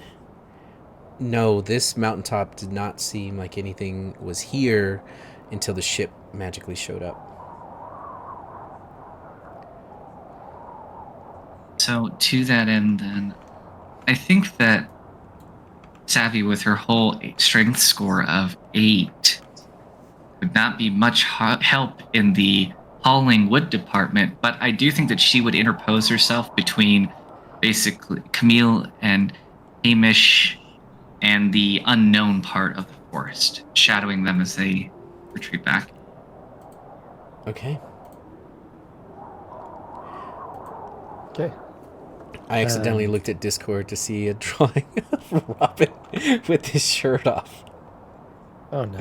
Oh my gosh, that is amazing. Go look at it right now. Oh wow. I love it. Ah, it's amazing. Damn. So, I thought you were frozen, Robin. I love That's it. just your face. Okay. Now, as you guys are bringing the wood back in to your campsite, you'll see that the lizard folk have basically bunkered down. They're not doing anything. They're just kind of watching you all. More time is going to go by as it's now starting to be the evening time, as you're now like 4 or 5. You have enough wood to last probably till maybe midnight before you have to go out and get more. What are you guys doing for this part of the day? I'm still looking through the books. That's going to take you a long time. So yeah, you bunker down, you're looking through the books. So would you say the stars have started to come out? Yeah, stars are starting to come out, yes. So at a time that you feel is appropriate, I want Savvy, even if the telescope isn't viable, Savvy does have navigator tools, and I would like her to try to use those. Now, I think they work in the same exact premise, whether she's at sea or not. It's basically, again, a mechanism she can use to try to gaze at the sky and see if she can find her way via the stars. Okay. So, Yeah. whenever that feels appropriate, I would like her to try to do that. I would love for you to do that now. As you look up and you see the many moons that are in the sky, you look up and the sky has cleared for the night, and it is absolutely beautiful. It's freezing, but this is the same sky that you would see if you're over the seas. And you quickly start to find constellations, and you find Fantasy, the Little Dipper, and the Northern Star. And just like Moana, you basically realize that you are, at least you're oriented. You know which way is north, south, east, and west. So, let me use my tools then. How about that? Okay, this also will be considered a long rest, as you guys have just done really minimal things to survive in the snow. So this would be a good time to kind of share with everyone your level up. So ding, congrats, everyone is level 4. Yeah. And for your 4th birthday, I will give everyone one sound that you can make in Discord, but just one, and you have to use it within the next 5 minutes. Robin, I'm very clear about that. Okay. Within the next 5 minutes, starting now. It's 9:15. Now, Okay. you all leveled up. Congrats, you're level 4. You have all your spells back, and you anyone get anything cool at level 4? Whoa! You said one sound. It's a You did one not sound. say It was how many times you're going to use continuous. it. It was continue. Yeah. If I may, Loophole. if I may, your level 4 lineup. Here's introducing the party. It's got. Hang on.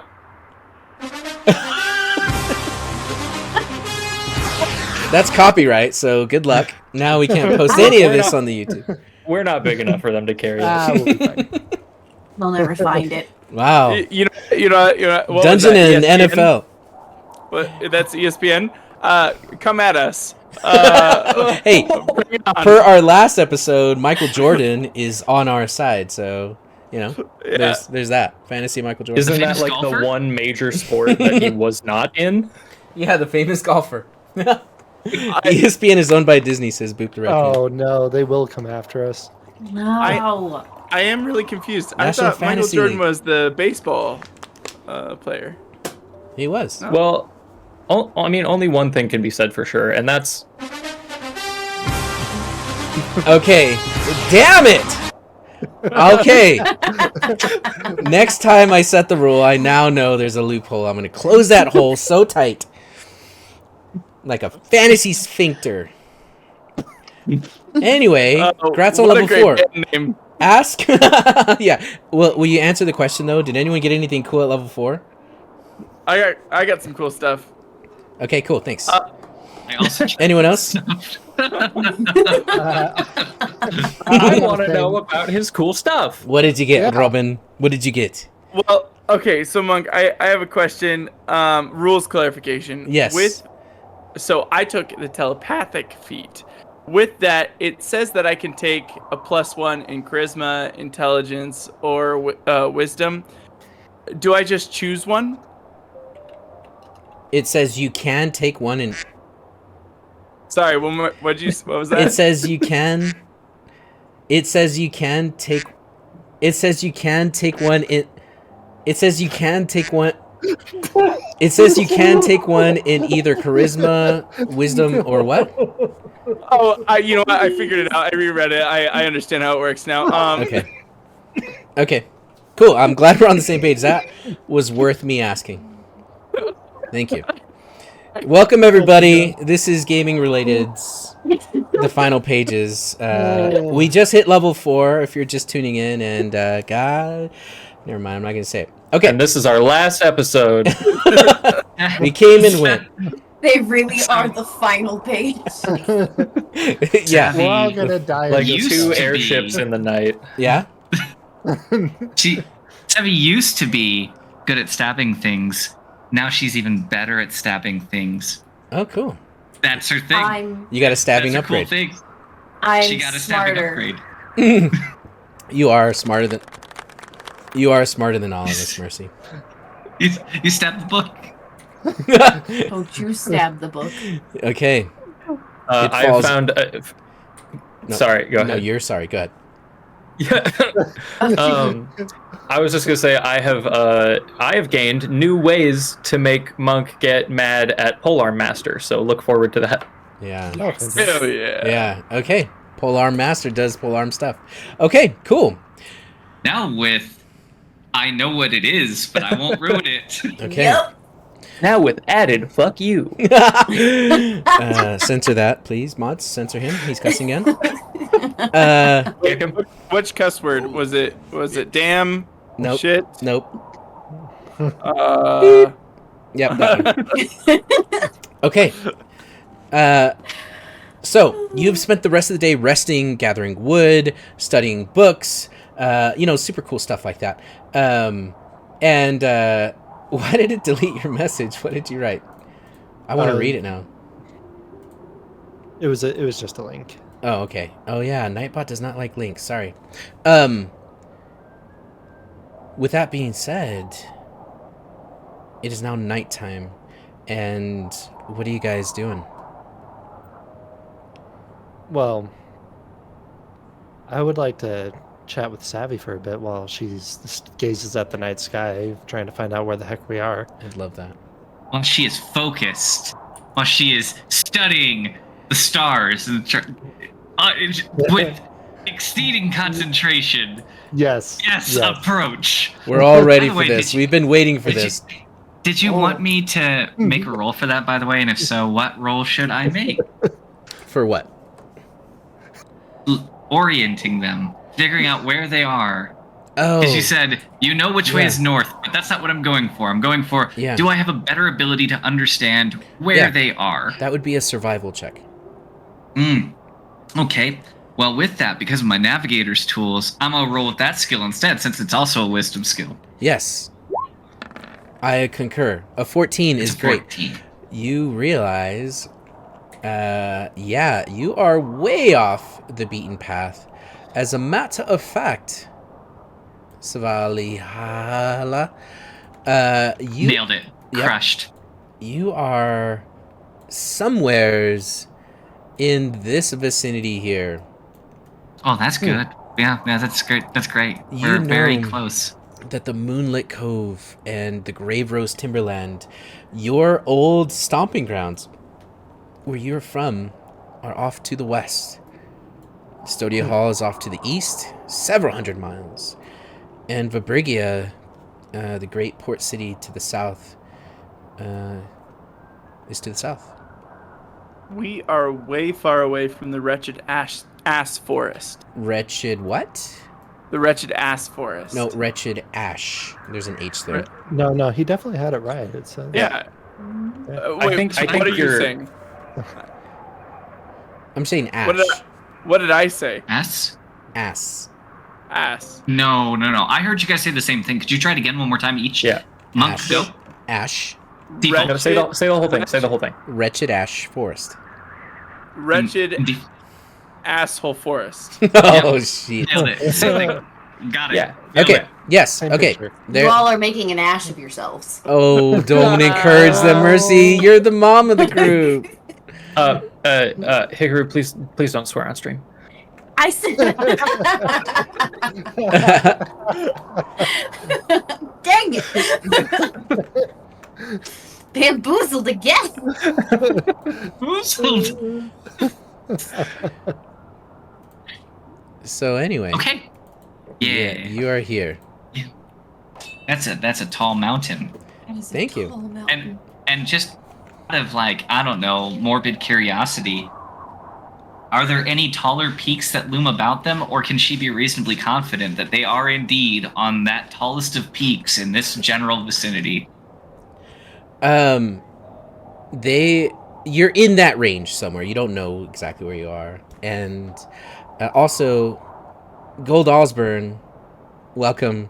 Thanks for the follow. I'm going to read it. It says, there was this guy in my campaign where he wanted to create a wooden warforge, and he was going to be a cleric that worshipped the Morning Lord because of my child reaction. I joked about him having the name of Morningwood, and he got angry and left the campaign. Good riddance. And his legacy was that he worshipped Morningwood. Who doesn't? I mean, it's just a sign of youth and vitality, I think. I'm glad you're here, Gold Osborne. Osborne? I don't know. Yes. Okay, so you are in the mountain range to the west of Stodia Hall. Yeah. What's the mountain range called? I don't know. I didn't think of naming it. It's just the mountain range. No, we named it. Did we? Pretty Oh, sure we did. We totally did. Wait for it. The wretched ass Don't throw mountain me range. under the bus. I'm so sorry. You're right. You're right. I'm wrong. Let's see. It is called. Wait for it. I'm waiting. It's on bated breath. I don't know. I'm waiting. Is it the Emirian Peaks? It is towards. That's the other side. I know, It's but towards the east of the I don't- forest. I So don't is know. it What's the name? East Ass Mountains? It's the West Ass Mountains. No, I'm sorry, Toxin. Wet ass mountains. I don't have the name. The wet ass mountains. But So what ass? anyway. This was after I was kicked from the writers group. Yeah, this was after you were kicked and no longer needed for that role because you're a player character, which is awesome. Clearly no one. Okay, sorry, chat. Will someone please name the mountain Get 'em. range to the west? What, Incorporate the word ash. what is this mountain range called, please? I need a name. The Stop. wretched ass mounting range. Oh my gosh. Fuck. All of you. Okay. Bless you, If you say Ying. please. Okay, so you're up in the wretched ass mountains. It's called mounting. You're in the mounting range. I don't even know if that's a typo, but it's the wretched ass mounting range. No way that's official. What? It's listen, Amazon, it's going in. As it is written, it is so. Oh, Take us. Minnie's got a really good suggestion of as well. Bad ash mountains. Yeah. That's pretty good. I like that. Okay, moving on. We know where we are. Thank you. And we're done orienting. What are you doing with that knowledge? Apparently, I don't even draw the conclusion. I confidently declare that we are in the wretched ass mounting range. He yells I it. declare that, as Savvy declares that boldly to herself, she's all of a sudden not alone, approached by clothed Hamish. I got my shirt on this time. Oh, he's got his shirt on this time. This time. Mr. Mini Mopsy Double Breaker. I tried there. I tried to set it up, but it just didn't happen. So Listen, you guys are out of time. You're out of I know. time. A pack of wolves immediately attacks, and you hear the growling No. coming, and No, they're I'm so mad. reading. You can't do this to I me. can do this because the name of this place is now the Wretched Ass Mounting Range. That's what you get for not naming it. So wait, no, this can work. This can work for me. So I imagine Hamish shirtless, fighting off As you these should. wolves. Fighting off these wolves. Oh, yeah, he's there's, shirtless. There's music. He is shirtless. There's wind blowing. It's a romance novel cover photo. Yeah. He's not using his bow. He just has an arrow in his hand. You thought I was kidding. No, I'm not kidding. They're here. They are here, and they are queer, and they're ready to fight you. Now. Just assuming their sexual orientation, I see. I He's mean, the DM, so I think he just gets to determine that. Yes. That's fair. I need you all. That's his purview. Inside you. Wait, who did that? Who did that? I heard that. I did too. What did it say? Something time? about. Nope. The audio cut out. The audio. Oh my god. Wait, are we the audio actually might have cut out rolling one more time. initiative? I wasn't. Mercy's not paying attention. This isn't Wait. fair. Wait, Disadvantage. I'm pretty Oh, sure. no. I'm pretty sure that the wolves are on our side because if they're here and they're queer, we're allies. It's so- true. This That's is true. I mean- Also, just fun fact: inside you, there are two wolves, and they're both gay. And again, in the wretched ass mounting range, What is happening? it's pretty primal. It's pretty great. Are you Wait. guys ready for the most homoerotic episode of Gaming Related? Listen, I'm so excited. I'm so in. I am serious. We're in initiative. As a matter of fact, I'm gonna start the music. We're fighting. Wait, We're fighting. I love everything about this. Freaking. I wield my morning wood as I No. Raccoon, I'm gonna say this right now. It is Pride Month every month. Yes. Especially here on Gaming Related. Slay. Let's go. You know Let's what? go. Let's do some rainbow fire for this. Boom. That's the rainbow fire's out. Yep. Okay. I should roll initiative. Hey, thanks for the gifted sub, Dark Raiden. gaming related. Let's go. Did we just change our name? All right. Right now, do it live. No, we already have the. Okay. Can't do that legally. Thank you, Dark Raven. That's awesome. Yeah, once we all roll initiative, we're gonna go into our halftime show, which I'm super stoked for. Wait, So I everyone, forgot to click it. everyone roll. You forgot to click your button. I forgot to click my button. It's Hang okay. on. I'm gonna add turn. What'd you roll? A 9. A 9.14. Okay. Just 9.14. Yeah. For my knowledge as well, you said we're leveled up, right? Like as of right now, We're level Yeah. 4. Yes. Yeah. and we're fully rested. We're fully rested. Yes. Okay, I haven't rolled for health yet. Are we doing that on camera? Because I got Let's kind do of it. blasted for it last time. No. Yeah. Take an I kind of average. rolled it before. Yeah. We do roll live. Good luck. Reroll once. Oh, I already rolled. Okay. It's okay. I got the average because I rolled. Why did I get bullied It's last heavy time takes for it. rolling it off camera, and then everybody rolled it I off don't camera know. this time? I think that's a perception thing. I don't think you were really bullied. I was bullied. In fact, I thought Okay. about quitting. It was probably savvy. I'd like Ooh, to a roll 5. insight. No, it was not me. I have only ever showed love and kindness. I do have It's true. It's true. as gaming related skate HR. Gay HR. Got it. Uh-huh.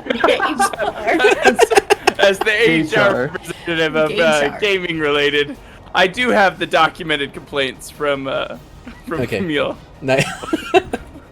Okay. And coincidentally, my name is nowhere to be found on them. Look It's at true. that. Yeah. Exonerated. Not on Yeah. those complaints. Not on those ones.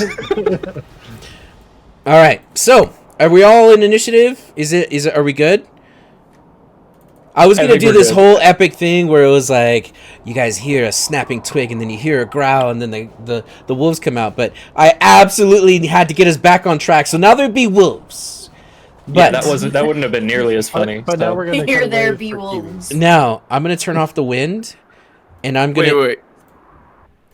Do the wolves snap twigs? Are they stepping on the morning wood? Oh my gosh.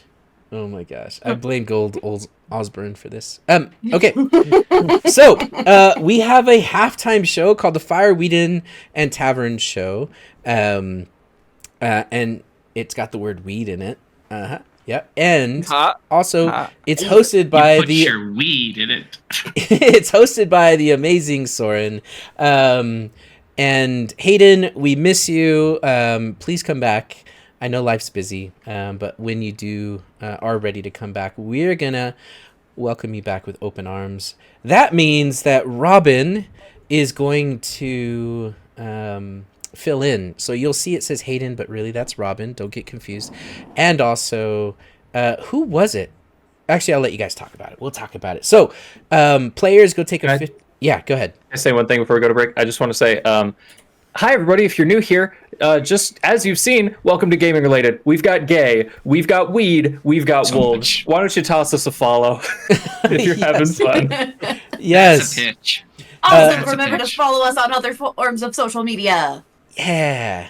Yeah. You guys are classy. That's all. Okay, cool. So, yeah, players, take a 15, use a restroom, get some water and some drinks and some beverages, and then That's all we do.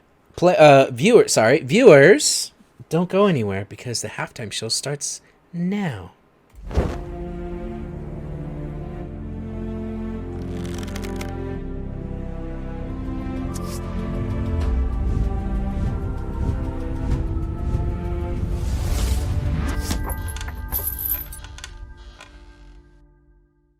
Drug episode.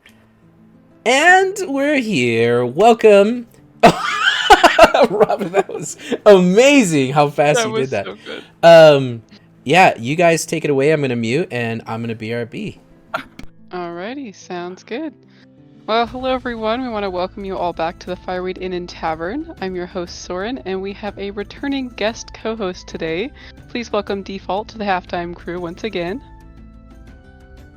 So this is our what? Oh, sorry. Go. No, you're good. I was- This is our show within a show, and we appreciate you all joining us. Today we will be answering more questions with our expert knowledge of D&D. But before we do, we'd like to give a shout out to some of our talented artistes. Absolutely. So, as you may have already noticed, we have some beautiful artwork hanging in our tavern, courtesy of Puckwudgie and Soft Brambles. You will also notice the legendary memes of the one and only Mr. Minimopsy. If you are an artist and you create fan art, like what we saw in today's session of the Hunk Robin,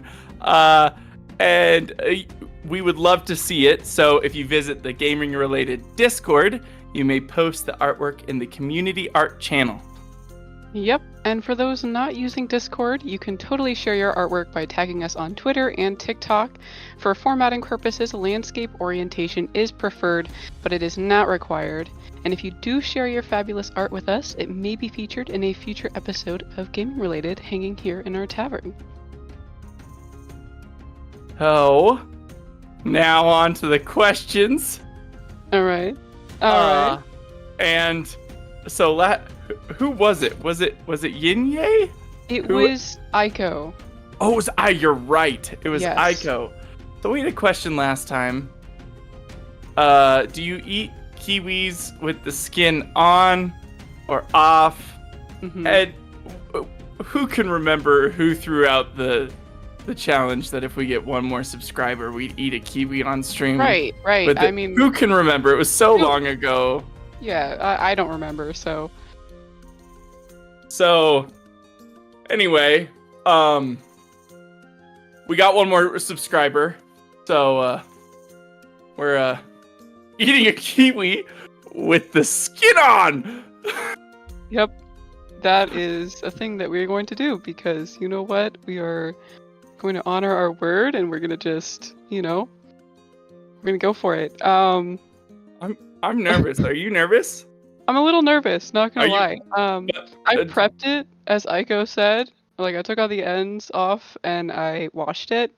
I have like a golden kiwi because the green ones weren't ripe, but I also have them. I just had to cut it up a little bit because it's like, not totally ripe and I didn't want to break my jaw trying to eat it.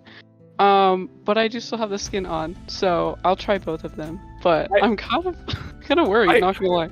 I also remembered to cut off the ends and wash it before we started. Oh, really? All right, on the count of 3. All right. Wait, are we doing 1, 2, 3, go, or are we doing 3, 2, 1? I'd say 1, 2, 3, go. Okay, Yeah. 1, 2, 3, go. Nom. Yeah. Okay. 1, 2, 2, 3, 3, go. go.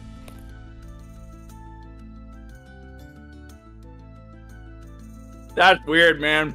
It's really weird. I'm not into it. But kiwis are good.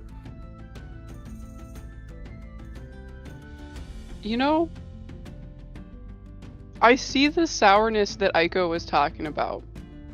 Like, you can taste the added sourness. It's kind of like when you're eating Sour Patch Kids, and you get that punch of that sour punch before you get the sweet. It's interesting. Why is it crunchy? I've never the skin makes it crunchy. I don't like the crunch. Yeah, it's it is crunchy. Yeah, I guess I'll try. I'm gonna keep eating it. I know. I'll try a green one.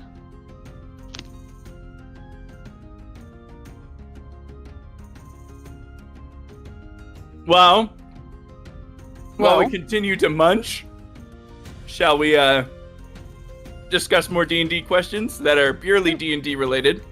Yes, absolutely. Let's see. The first one, what are the D&D stats for a kiwi? All right. So, I guess for the fruit, I'd say the strength unripe would be 12. But Yeah. a ripe kiwi would have a strength of 3. Oh, you're talking what I mean? firmness, the strength of it. Yeah, okay. Yeah. Flat rate dexterity would probably be about 10, alright? Constitution maybe an 8. Intelligence 4. Wisdom 4. Charisma, unripe, a 10. But ripe, 18. You know what I mean? Skin off, 20. Yeah. See, Yeah. there you go. It sounds really creepy to say out loud. It does. Ah! Oh god. I guess for the kiwi bird, I would imagine the stats are similar to like a dodo bird or something. You know? Yeah. Yeah, like pretty close. I mean, it didn't work out well for the dodos, so No. probably not good stats, but You know, it's not working out very well for the kiwis either. Anyway, that's a little sad. Yeah, so we now the next thing is, what type of damage does a kiwi deal? Ooh. Any modifiers for skin on? I would say, hear me out on this. Mhm. So it does bludgeoning damage if it's got the skin on. With Mhm. skin off, it does acid damage because it's got that like citrusy, soury thing. Not like a lot, but like a little. I feel that. Yeah. Yeah. That makes sense. Right? We did get. We did get a few questions from Yenie. Which character finds kiwis the most erotic? Wow. What a question. It's the queer wolves in the forest for sure. Right. Oh Yeah. yeah, absolutely. They worship the kiwis. You know, these are the kiwi wolves of the forest, of the hilltops. You know what I mean? It's gotta be. It's got to be. You know. They've got a whole cult about it. You know, they collect Yeah. them. Okay, I gotta find all the questions. So, and then what is the best stat for a hair flip? Oh. Is that one before or Yes. after the? There's. You can do them in any order. Okay. I see the one that you asked. Okay, what is the best stat for a hair flip? It could be like thieves' cant. You know, you're communicating. Okay, I know that's not a skill, but you like Right. proficiency. Right? Yeah. Yeah, you're communicating Yeah. non-verbally through Oh, for gestures. sure. Depends on the hair flip, right? Right. Like different hair flips would mean different things, like subtly. You know what I mean? Yeah, you could have an intimidating hair flip. Right. Show Or you us, could have, Soren. Show us an intimidating hair flip. Look, I would need to practice for that because I feel like I don't have. You know what, Toxin? Oh my gosh. My hair is in a braid, so it's not really in the state to do a hair flip. That's the most intimidating because it's got the most wallop to it. See, this is the thing. Like, I feel like if I did a hair flip at all, it would whip around and hit me in the face, and I kind of don't want that to happen. So. Fair. Oh my gosh. Okay. Any other questions that I missed in chat? There is another one from Yenie. What is the crunchiest fruit? Crunchiest. This is pretty damn Yeah. crunchy. I mean, kiwis with the skin on are pretty crunchy. Especially if they're a little unripe. Yeah, I don't know. Yeah. I guess an apple's pretty crunchy. Apples are pretty crunchy. Yeah, probably like apples. Or like... Yeah, why can't I think of any crunchy fruits right now? Like... Grapes? Grapes? Yeah, grapes are... I'm sorry, but grapes, they have to be crunchy. Otherwise, no. You know? Yeah. It's either they need to be crunchy or they need to be liquid. Those are the only two forms I'll eat a grape. That's it. Yep. If it's like a little soft or like just no. Soft grapes, absolutely not. Yinye also asked, Yinye coming in with all the questions. I know, all the questions. Does a dubstep bard's spells still smell like tea? Yes. But it's like kombucha. So it's adjacent to tea, but it's got like the fizziness. It's like edgy tea. Yeah. Right? Yeah. Edgy tea. Yeah. Edgy tea. Oh, for sure. Like, or edge tea. Edge tea. It's close. you know, it was. I mean, There's those. It might work. It works better written down. Yeah. You know, said out loud. Maybe not the best, but you know, it's. Oh, jeez. Oh, we got some suggestions for crunchy fruit, and we did. and Yinye says cucumber. Do we think cucumber's a fruit? Ooh, I mean, it technically has like seeds, kind of, right? Yeah, I mean, looking at this half-eaten kiwi, I could see it potentially being misconstrued as a cucumber. So, I mean, that's how I would classify fruit. Yeah. Hey, maybe cucumber's a fruit then. I mean, I don't know. I don't know if it out crunches the kiwi. You know what I mean? Okay, maybe next week we just eat different fruit with skin on. Oh no! Corn on the cob style. We just nom. Oh my gosh! Just take a whole cucumber, just you know. Oh, we got another question from Yinye. Oh boy. You take this one. All right. Oh god. Okay. Which character hid Playboy mags in their bedroll? Did we go with the wolves again? I mean, I feel like that's an easy way to avoid assigning it to a player. So yeah, it's the wolves again. It's man, what a fantasy Playboy. Got it. Man, I don't know. Would it be on like a parchment and it's like hand painted? Like what is? Yeah, or it's like with finger paints.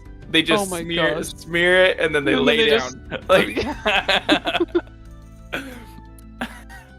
Soren, I want to apologize. I didn't read the question. I just saw another question happen. I was like, Soren, you take this question. I actually don't know, like, which one. It's the wolves. Man. It's the wolves? Yeah. Okay. Sure. Yeah, it's the wolves. I mean, they all have one, and they worship kiwis at the same time, so they've got kind of like this whole thing going on. Yeah. And you open up the fantasy Playboy and it's obviously kiwis with like Yeah, it's conveniently placed kiwis throughout the art. Conveniently placed kiwis. Yeah. Yeah. Leon, I see your facial expressions right now.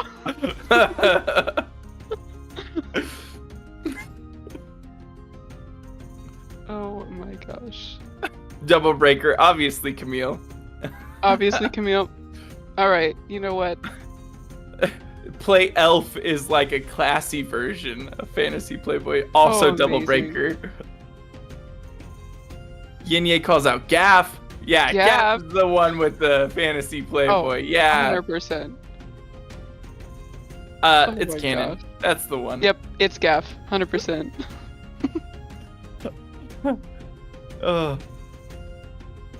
Terrible. I love it. Oh my goodness. So we had one more question.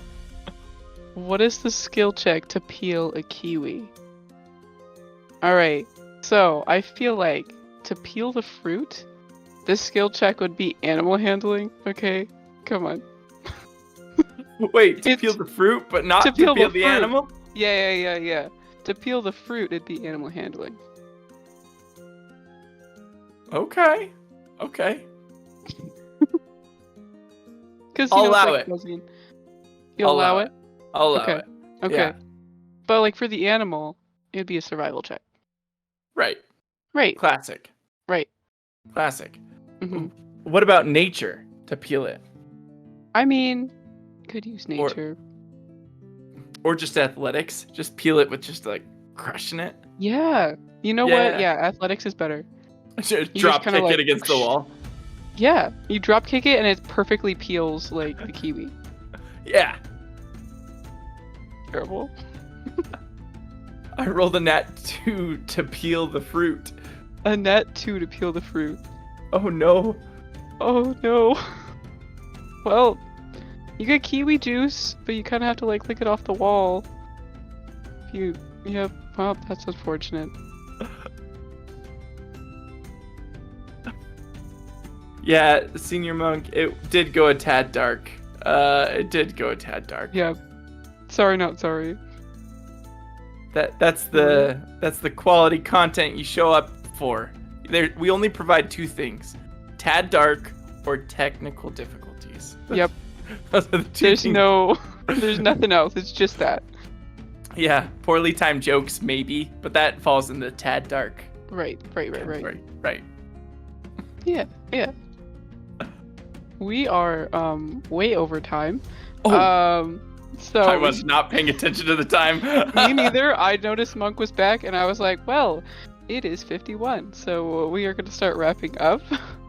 Thank you all for hanging out with us in the Fireweed Inn and Tavern. We want to take a moment to recognize those who popped in chat so far today, and the followers gained so far in our 13th episode of Gaming Related. Please forgive us if we mispronounce your name. We will try our best to get them right. First up, we have... Oh, why'd you start with this one? This is rude. Okay, wait, actually, it might be Mayhem YT, M4YH3MYT. Maybe Mayhem. Yeah. And then we have Yanie. And then we have Ashurkuru Pashuri. I think that's Ash, right? Yeah. Yeah, Ash. And then we got Double Breaker, Mama Monk 01, Boop the Raccoon, Dark Raven TTV, Mr. Mini Mopsy, Gold Osborne, and the rest of the cast and crew. Those of you returning, welcome back. And to those of you new to Gaming Related, welcome. We're happy to have all of you. That's right. And before we direct your attention back to Monk and the lead cast, don't forget to check out our social media platforms on TikTok, YouTube, Discord, and Twitter for clips, announcements, and other fun content. Thank you all for joining Default and I for our 13th intermission show. Thank you, Default, again for volunteering as tribute co-host for today's show. We hope to see you all next Wednesday at the same time. Without further ado, sit back, relax, and enjoy the second half of Gaming Related.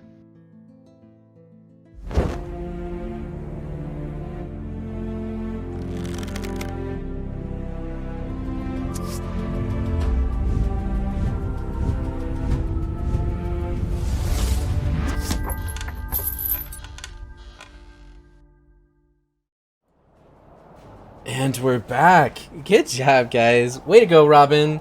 I realized that I changed the name from Hayden to Robin instead of Default Player, but it's okay. They're one and the same. You've become Robin. Yeah. All right. I've practiced this. Ashukuri Pusuri. I was just kidding. Your name is not Ass. It's Ash. It's just the joke that Robin was keeping going. Okay. And with that, we are back. And guess what? We're fighting. These ice wolves, they have advantage on stealth, and they were super sneaky. And while you were all taking your sweet time to read a book, they have begun to prowl. And what you're going to see is on their first turn, this first one is actually going to run up to you, Camille. This one is going to dart out of the woods, and it is going to make it to, well, essentially right here and stop. This one is going to dash up to you and stop here. This one is going to make his way downtown and jump onto this ship. This one jumps up onto the ship this way. And essentially they're coming in. You'll notice that the ones on the outskirts are going to stay, and you see they have their head low to the ground and they're growling. Then comes the first attack coming at you. Where did it go? There it is. And it's going to hit with the 14, Camille? Yep. Okay. And a 14 with its bite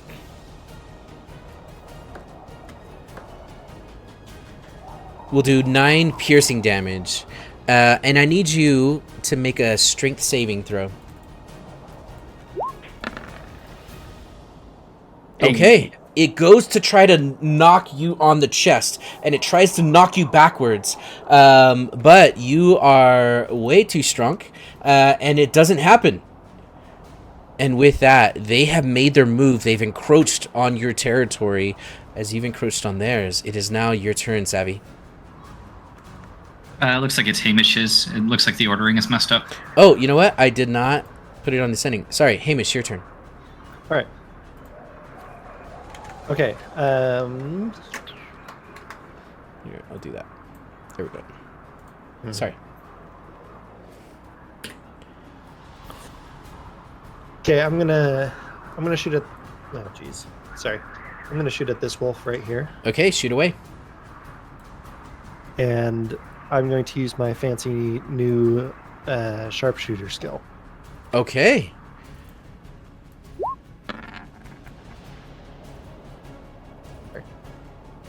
So it's like a what to hit? 21? You know, that's a little. Or do you subtract Unclear. 5 to get the bonus on it? Yeah, so you -5, but there's a lot of so. So 18 It's minus... that so it's that plus 4 plus 2 minus 5. Okay. Whoa. So 18 plus 4 minus 2. 14 plus- plus 4 Okay. plus 2, 20 minus 5, 15. Okay. That hits. Why I don't know why that didn't show up easier. Give you a formula after this fight that will fix that. Yep. Thank you.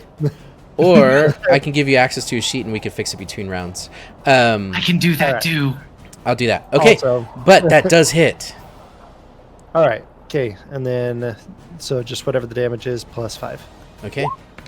or plus 10. Sorry. Holy cow. Seriously? Okay. Yeah, sharpshooter. Damn. Okay, stand by 1 sec. Can be edited by Savvy. Save changes. Okay, there you go. Okay, awesome. So you're going to hit for 18 points. Yep. Okay, and the arrow goes flying. You see as Syl immediately gets on her hands and feet, the haunches on the back of her neck start to rise, and she starts to growl as the wolf comes up onto the deck.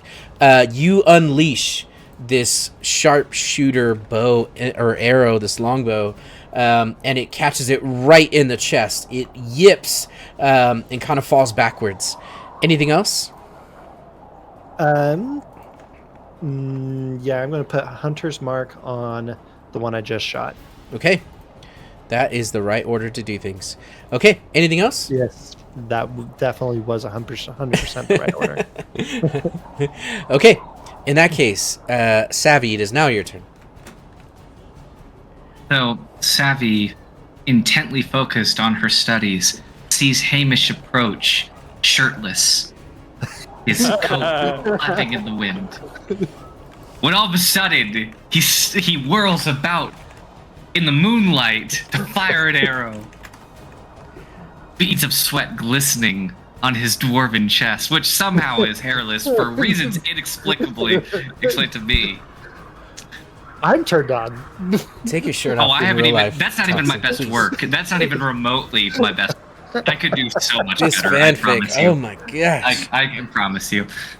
So she's very impressed by the shot that's taken, but conveniently, as his eyes are drawn away, Savvy almost instinctively is gonna. So she's gonna cast Shadow Blade, and that's gonna cause these the tendrils of darkness that kind of had grabbed her sword earlier in the day to extend forth from her forearm once more and coat her blade.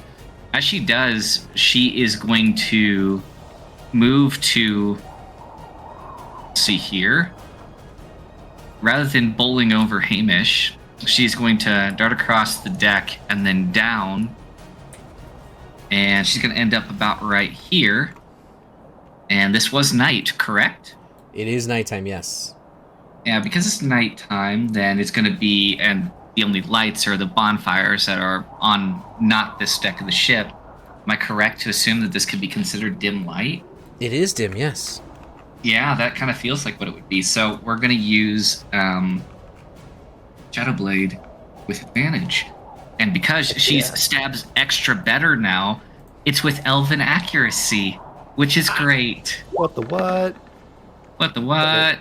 Okay. So An 18 hits. for 15 psychic as she stabs into the wolf. Okay. Yeah. You want to describe how you take out this wolf? I mean, damn. It's dead.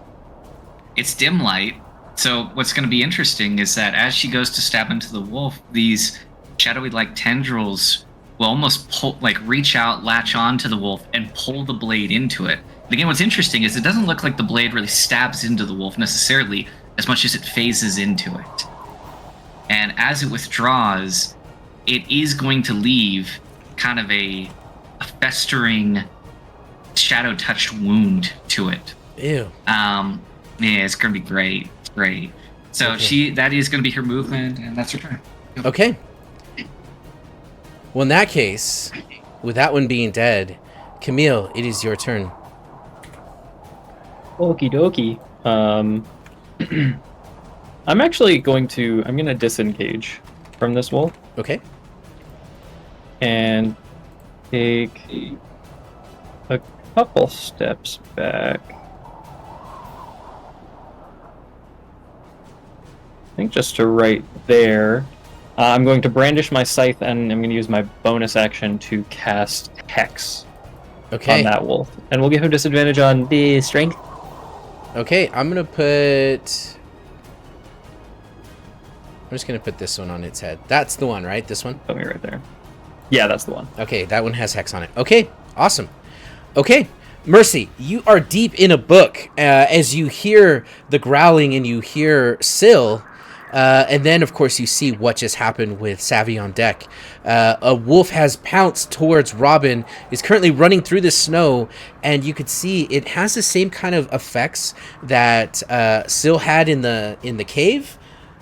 This wolf is having in the snow. It's almost like they disappear into the snow as they run through it. Their fur is awesome. Cool. The one in front of Robin, I'm gonna throw a firebolt in its face. Okay. A 13 just hits. Oh, good.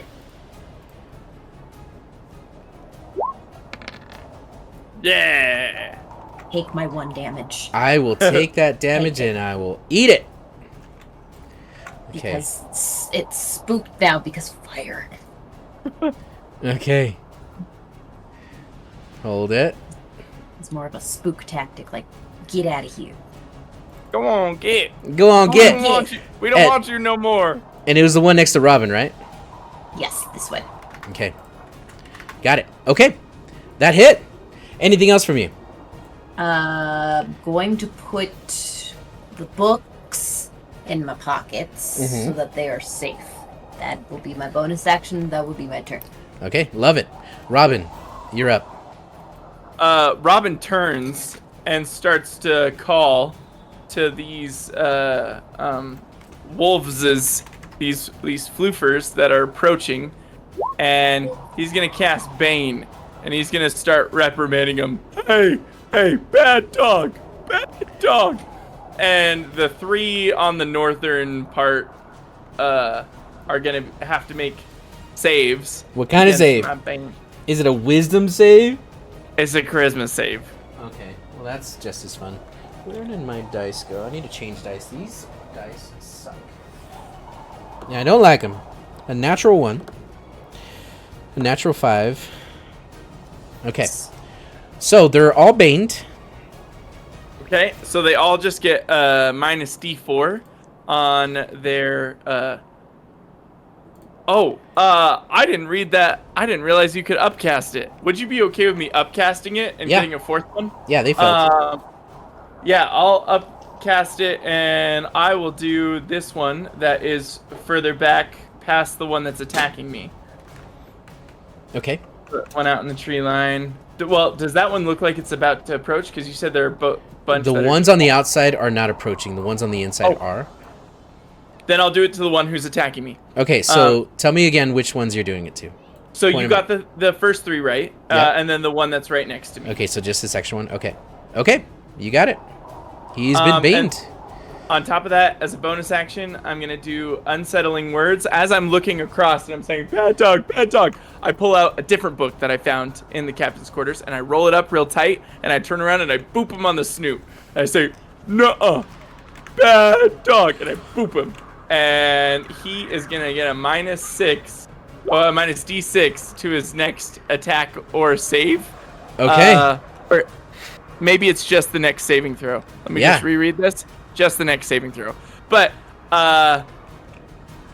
we can roll that now. That is what we subtract from the next save. Okay. Ooh, a 6. Okay. And you guys are down in the crater, and you're next to the bonfire down here. And you see these wolves that are climbing up onto the ship. You see the one that was just killed and slain by Savvy as you start to bring out the dad speech. And it works. They did not like the dad speech. They didn't like it one bit. That's my whole turn. Okay, that's a good turn. Now send him off with the magazine. It's their turn, and seeing that this one has died, this one is going to pounce on you. And I'm just going to move this one out of the way because he's dead. This one is going to pounce on you. This one's going to pounce on you, Camille. This one... You go ahead with your description first. Thanks. But before you attack, I have something to tell you. I'm sure. I'm sure. Anyway, as I was in my groove when you interrupted my monologue, this one's going to attack Robin. The other two are just going to continue to pace around the ship. Just kind of keeping an eye on what's happening. Now, let's start with Savvy. Because screw you, Camille. Savvy. This first one is going to... Oh, hold on. I almost forgot. At the end of the round, ladies and gentlemen, I'd like to introduce a new NPC that was named... that was named by Mr. Mini Mopsy. I'm so excited. Yes, let's go. Okay. Let's go. Okay, so this lizard folk comes out of the hole where all the lizards are currently huddled together, hearing the commotion. And as it comes out, you can see that it has put together some sort of armor and clothing and just random things that it found in the ship. Hold on. I'm almost done. It's got a blue bandana around its neck. It's got these makeshift leather pauldrons. You can see it's completely ripped through the back of its cloak, but actually it just put the cloak on backwards so that its spines wouldn't impede its movement. And as he comes out, ladies and gentlemen, I'd like to introduce you to Tyler Durder. As Tyler Durder comes out, he is currently wielding in one hand a plank of wood, and in the other hand a piece of trident that he stole from the Marrow. And he is going to come out and run up to you. And this was before the wolves attack, so we're going to put him at the end of initiative. And I'm going to put him at 1 on the initiative. Is on like the trident, or maybe on like the belt, just a bar of soap that says Fight Club? Fantasy. We don't talk about it. God damn it! Oh. How many fucking times? Wait, did I get the rule wrong again? So we're supposed to not talk about the Fight Club. No, you're not supposed to not talk about not being in the... So how do I tell people I'm in the Fight Club? How do we get no members? You don't. That's not how it works.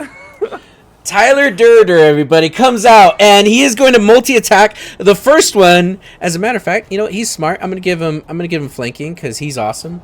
Not to beef on your new character, but if he was at the end of initiative, shouldn't the other wolf still be up here? Yes. There. Where's the dead one? The dead one is currently right in front of Savvy like this. Okay. Okay. Tyler Durder runs up and is going to attack with this first attack and hit with a 14. Good job, Mopsy. He hit on his first attack. And he is going to boop the wolf right on the snout, and the wolf is not liking that. And then the second one will miss with the 12. As he goes for the trident, it bites at the trident, and they're kind of fighting it. And you can tell Tyler is still kind of getting used to fighting in his new armor. But nevertheless, he did boop the wolf on the face. And then at the end of the turn, this wolf is going to run past him because I want to put him back to where he was.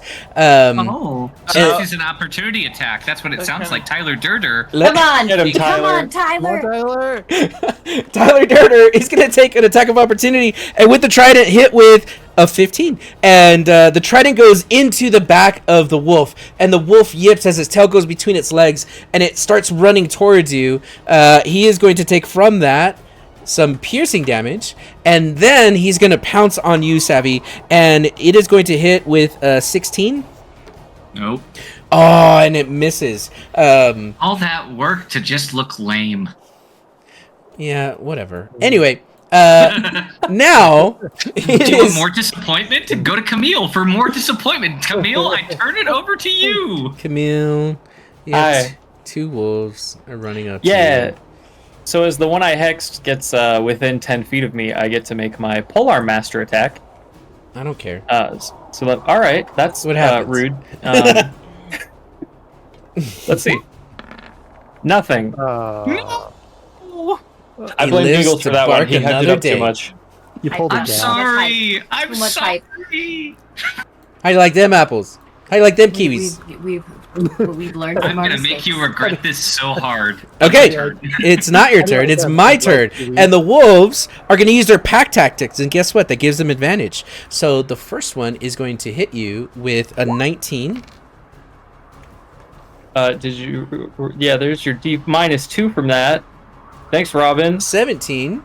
Yeah, it still hits. Okay. Damn it. Dang it. It's going to do 6 piercing damage. Owie. It's going to do 12 piercing damage. What? Is that what the 2 is? No, that's Robin? for the next. Oh, that's for the next one. Okay, never mind. It does 6 piercing damage. The second one is going to attack -2. Is that what you're saying? Yeah, -2. Yep. Okay, so... Oh, man. And it has... It doesn't have disadvantage. This one's not currently... Okay, this one's a 10. Damn it. Okay, so yeah, that one doesn't hit. But this one is going to attack you, Robbie. And it is going to hit with a 24. Hold on. Hold on. Hold on. A 22. Oh, just Why barely. Why do you keep rolling? Just barely. It's just 3 twos in a row. You're going to take 11 points of piercing damage. It was a nat 20. The first one for me of the night. Oh, it was a nat 20? Well, subtracted because. Yeah. So, What? Was well, it a nat still 20? Oh. Got him. Was it a nat 20? So can I do an actually moment? 'Cause Yeah. I feel like I have I know to. exactly what you're gonna say. Yep. So just it's let it go. It pack hit. tactics, which gives it advantage, Yeah. and advantage cancels out disadvantage. Well, but ultimately wait. here, Pack if it was tactics. the first roll, and it was a 20, it would still be a 20 because the 20, again on the first roll, It's not would an be advantage the roll. original roll. This one doesn't It's have not an pack advantage. yeah, this one doesn't have This one pack. doesn't have advantage. It's not within 5 feet of it. It's this one. Yeah. I thought we were gonna say because we already had rolled like the damage and stuff like that. Yeah, we're gonna roll I on. was gonna go that route, but I decided to give you a chance. Yeah. Okay. Take your damage. To be fair, though, Hold on. Monk, it's not like in your description you gave a lot of room for him to have the opportunity to silvery barbs the attack. Yeah, It's you fine. should Okay, not, you so, should no, it's not fine. have to restructure your entire game for Silvery Barb's play, though. That is horseshit. I hate Until that it is skill, banned though, from so the much. game, though, you do have to. Yeah, I'm not banning you it. don't. It is the responsibility of the player to interject, not the responsibility of the DM to invite the invitation. It's fine. That is It's fair. fine. We're not going to ban Robin. Not yet. Not yet. So I lost 11 Well, hit points. no, the second one. So now he's got disadvantage. Is that what you're saying? Oh, He rolls yeah. again. Okay, so the second hit was a 13. Does a 13 hit? Oh, that still hits. I have Okay. a bad armor class, but it's not a nat 20. No, it's not. You'll only take 5 piercing. Hey, So you did half your damage. Good. Good. I did it. You did it. Okay, and then these wolves are done. So with that, Hamish, it is your turn. Yeah, I'm gonna move my hunter's mark to this guy right here. That's smart. Yeah, he's still alive. Yep. And then yeah, I'm gonna sharpshoot this one as well. Okay. A 16 hits. Well, is it a 16 minus 5? It is. Yeah, that's all the stuff included. Ooh! Look at all the pretty math on that. Look at this, I everybody. I know. You freaking geometry expert. And not you. I'm talking to Savvy. Sorry. I know who you're talking to. No, it was on that sheet. It was Toxin. Okay, So, you yeah, both 16. are such a dynamic duo in real life and try in to gaming. be. And with that, yes, that hits. Do your thing. Perfect.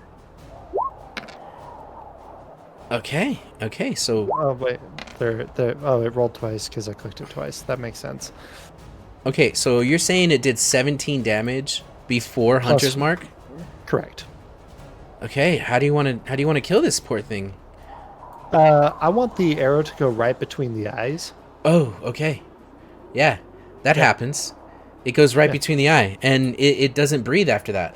It can't. It's got an arrow in the brain. Yeah, and I just look around, make sure nothing else is attacking Savvy, and then turn to the rest of the group. Okay. Okay. I'm impressed. Anything else from you before we go to Savvy's turn?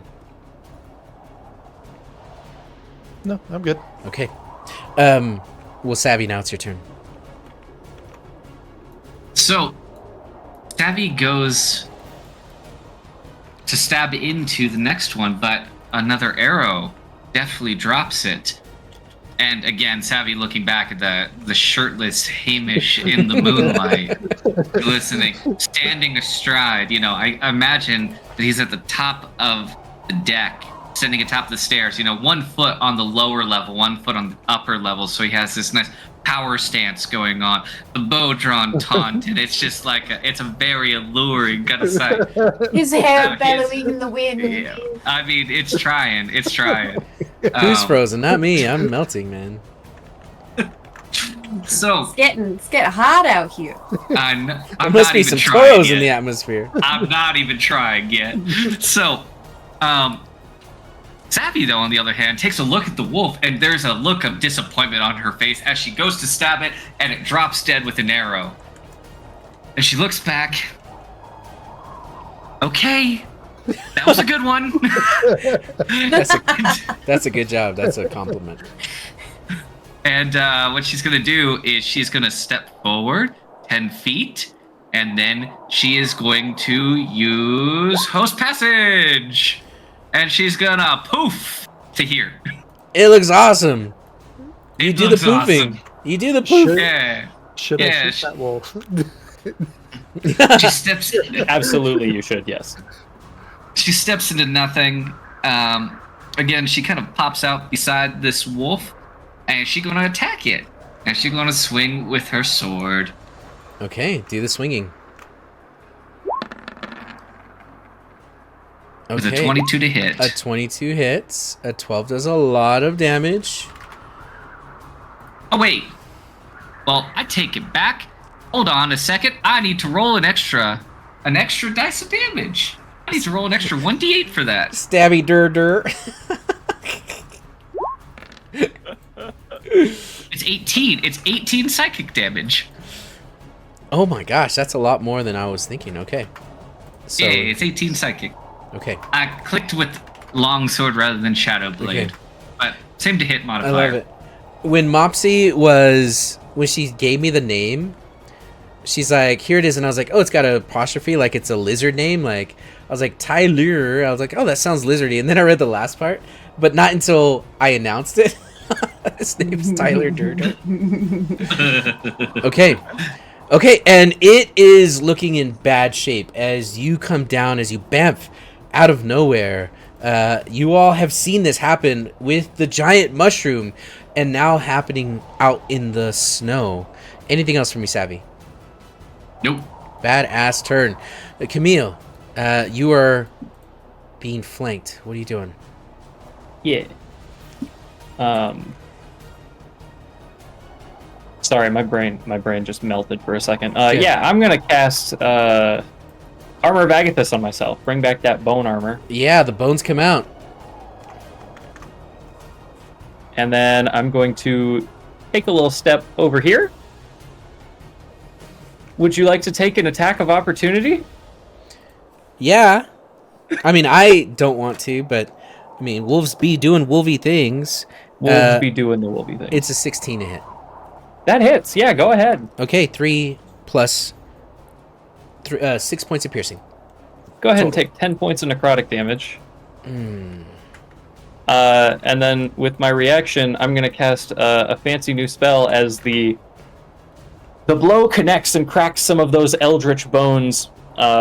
Camille twists his hands together for a moment as 4 little will-o-wisps of black flame appear surrounding him, and in a spiral all coalesce and impact with the wolf. I'm casting Hellish Rebuke. Please make a dexterity saving throw. I haven't seen Hellish Rebuke in forever. I love this spell. Okay. I'm thoroughly enjoying that description. Thank you. A natural 3. Natural 3. All right, let me put that in Saves. chat just so we're all aware, and that's going to be 3d10 fire damage. 3d10. That could max out at 30 damage. How's 18? It's enough to toast this boy. It's average. It's the other one. It's the other one. Okay, good, because this one did not have less than 18 health. So ignore that, Wait, so which... Hold on. Okay, I'm good. I'm back on track. Back on chapter Okay. 4. Okay, that's awesome. So this one's dead. No, that one didn't die. This one's still alive. Still has enough HP. That one. No, to clarify though, the other one couldn't have made an opportunity attack because he didn't leave zone of threat with it. So if one did attack him, it would have been that one. This one just took 28 damage. Yeah. Wow. Okay, so yeah, no, that one's dead. Okay, perfect. This one's alive. Okay, you rebuke this thing to death. Sick. I don't know if you've ever done that before, Camille, but it just happened. No, I just took that spell this level. Yeah. You're a zombie. I'm just gonna mommy. move back. Be happy. And you just step right back into. Yep. Okay. That is some fighting maneuvering that I do not appreciate. That's my turn. Mercy. Yeah, the book's put away. What are you doing?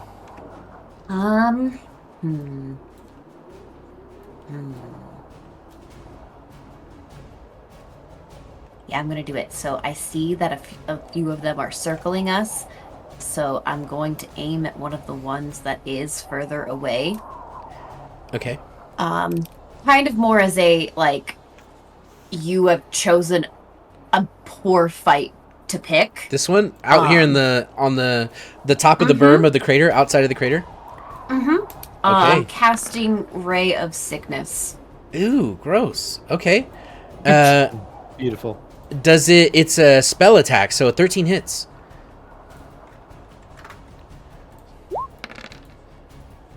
Damn. I need Okay. a Constitution saving throw, please. I will gladly roll that, and he rolled a 13.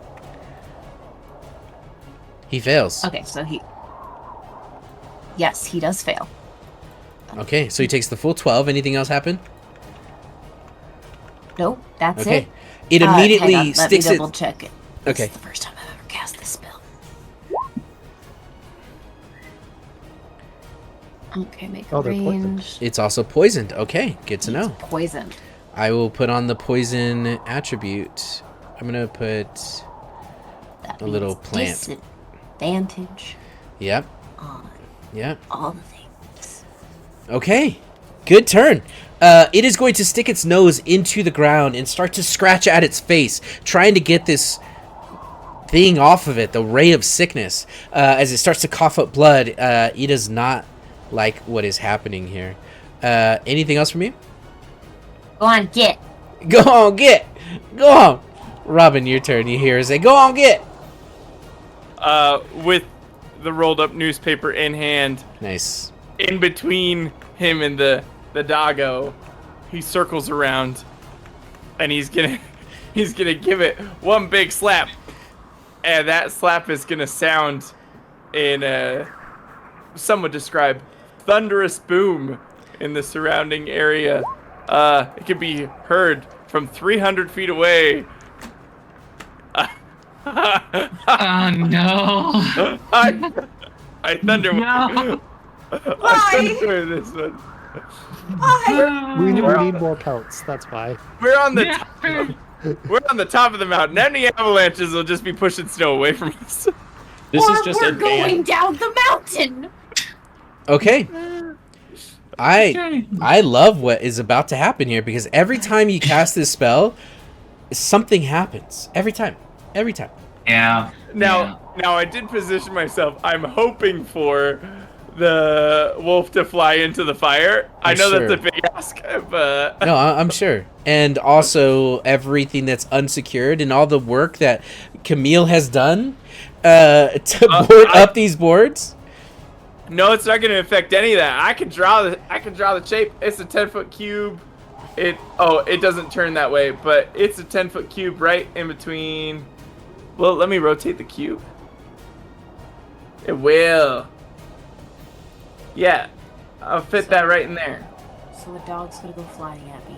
At an angle. How do you angle it? Well, it's just a cube next to the whole map's angled. Yeah, but 10 feet Isn't it a is... 15-foot cube? Am I reading that Is it? wrong? Oh, it's 15 foot. Yeah. So it's gonna hit like you this. You should read your spells. I highly recommend it. I highly recommend reading spells. This is how I get no. hit by one of Wait. Robin's spells again. I don't want to hit And Mercy. it's a God damn it! it's a No, I love this. I love this. You hit her last time, you're gonna hit her this time. No, It's great. I actually don't want to hit Mercy. No, I it's miss. too Gets late. ejected Nope, from the it's too ship.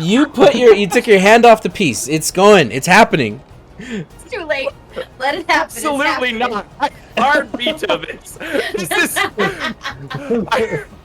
I you said think, it. It has to happen. The character would know that that is a bad idea. I think it's hilarious. Yeah. But I'm not hitting Mercy with a spell that I've used before. I mean, who And brought you? Hamish. Again. Mercy and Hamish. Yeah. Yeah. You know who's not getting hit is Tyler Durder. I Thank was goodness. Durder. I was quickly reading the spell and I read the 10 pushed 10 feet back. I was like, oh, 10 feet. Okay. So, Typical Robin. typical Robin. Uses his flask to dig a hole. Also, I move back. Thunderwave is I a lay. self-cube. I dig a hole and I climb down in. Would it be originate? Would he be in the center of the 15? He's in the center of the that's Thunderwave. not. No, it's a 15-foot cube that originates from you. So it starts in front of you, like it starts at you, Yeah. and then it's 15 feet out from you. Yeah. Interesting. So I Like don't a wanna wave, one would say. I don't think I anybody don't would say wanna that. do That's that. actually a cube. I don't. You know I would what, never say Camille? wave. Thunder cube. Thunder. What are you doing, Robin? What are you doing? Okay, so I go.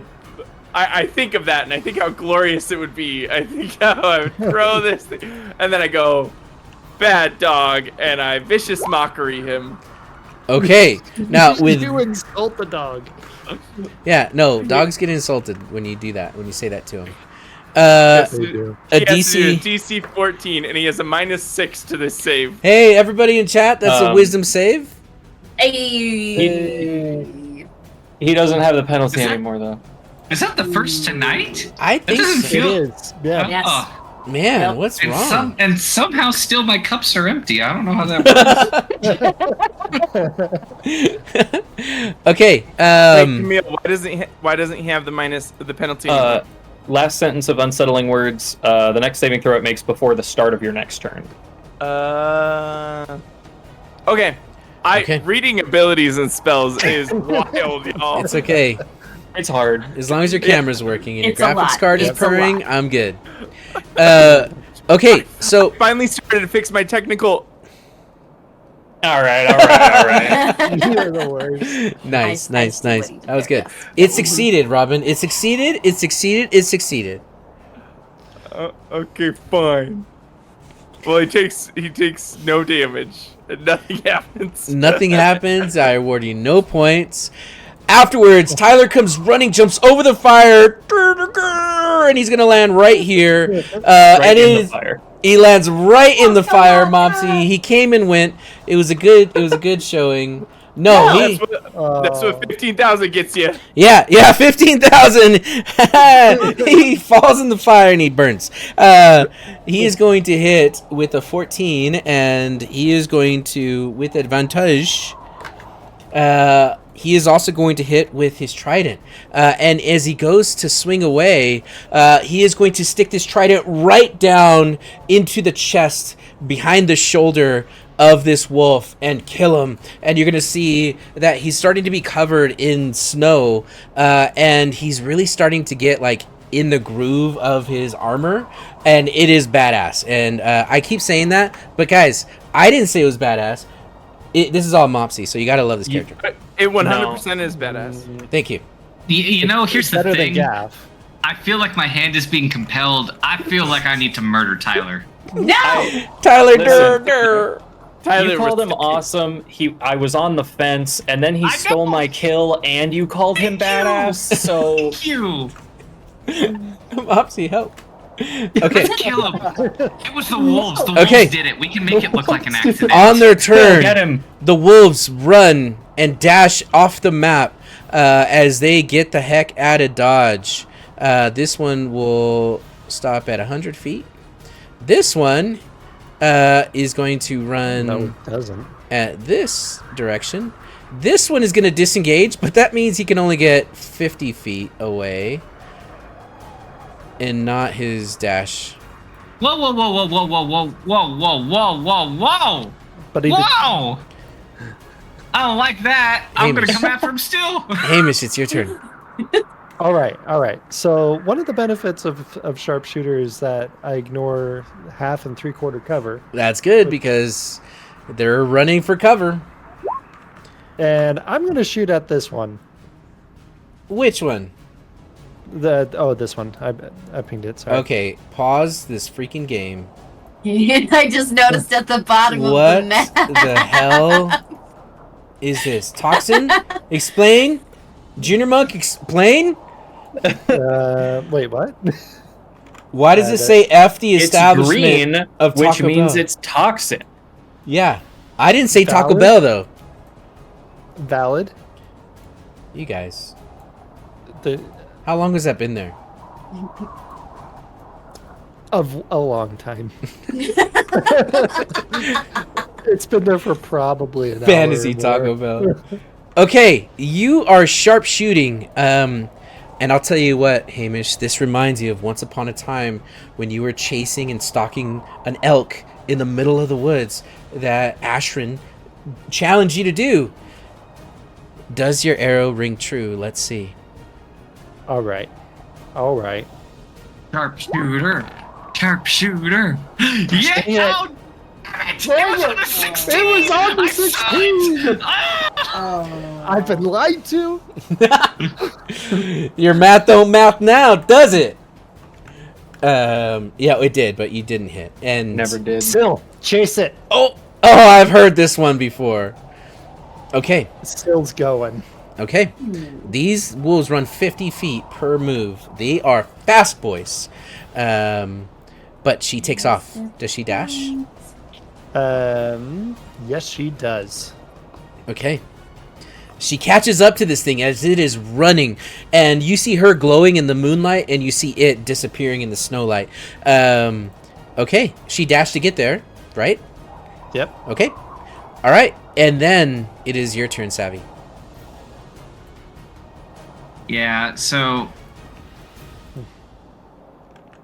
I agree. I want Savvy to move, and so she's gonna take 30 feet. Heck Okay, That yeah. doesn't get her. Heck yeah. You're gonna have to climb up the edge of the bowl, and as you climb up over the ridge, you now just see the trees moving in front of you. As this thing does have really good cover, and it's almost invisible in the snow. What are you doing now that you're up here? Bullshit, because I saw a firefly cat dive into the forest, and I follow it. Oh, And since this all happened simultaneously, I'm gonna use host passage because I'm a spiteful bitch and I want to kill this thing. you get into So- flanking position. Do it. I do. Okay. And we are gonna stab it with a shadow blade. How about that? I'm okay with that. That works. There we go. Oh my gosh, why are there so many dice on the map? 25 hits. That's elven accuracy. That hits. God. And so it's gonna take 17 psychic damage. Oh. Well, that is enough to murder this thing. Oh darn. Yeah, Oh darn. it's dead. You savagely passaged it. It's not good. It's dead. I think that Savvy is gonna stab into it, and as she largely disembowels this thing, afterwards she's going to, almost with her sword, toss it towards Syl as a treat. Nom nom nom nom nom nom. Okay. Yes, She has no it does intention of touching this nasty ass thing. Mm-mm. Okay. Camille, back in camp. What are you doing? I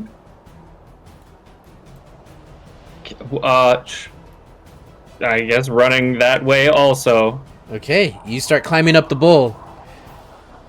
You get to the top of the bowl, and you can hear nothing. I am done. What? Play the game, guys. Play. Can we clap for that? Not in Discord, but in real life. Yeah, I can. Oh, I said not in Discord. Specifically. Sorry. Specifically. One job. Damn it. Oh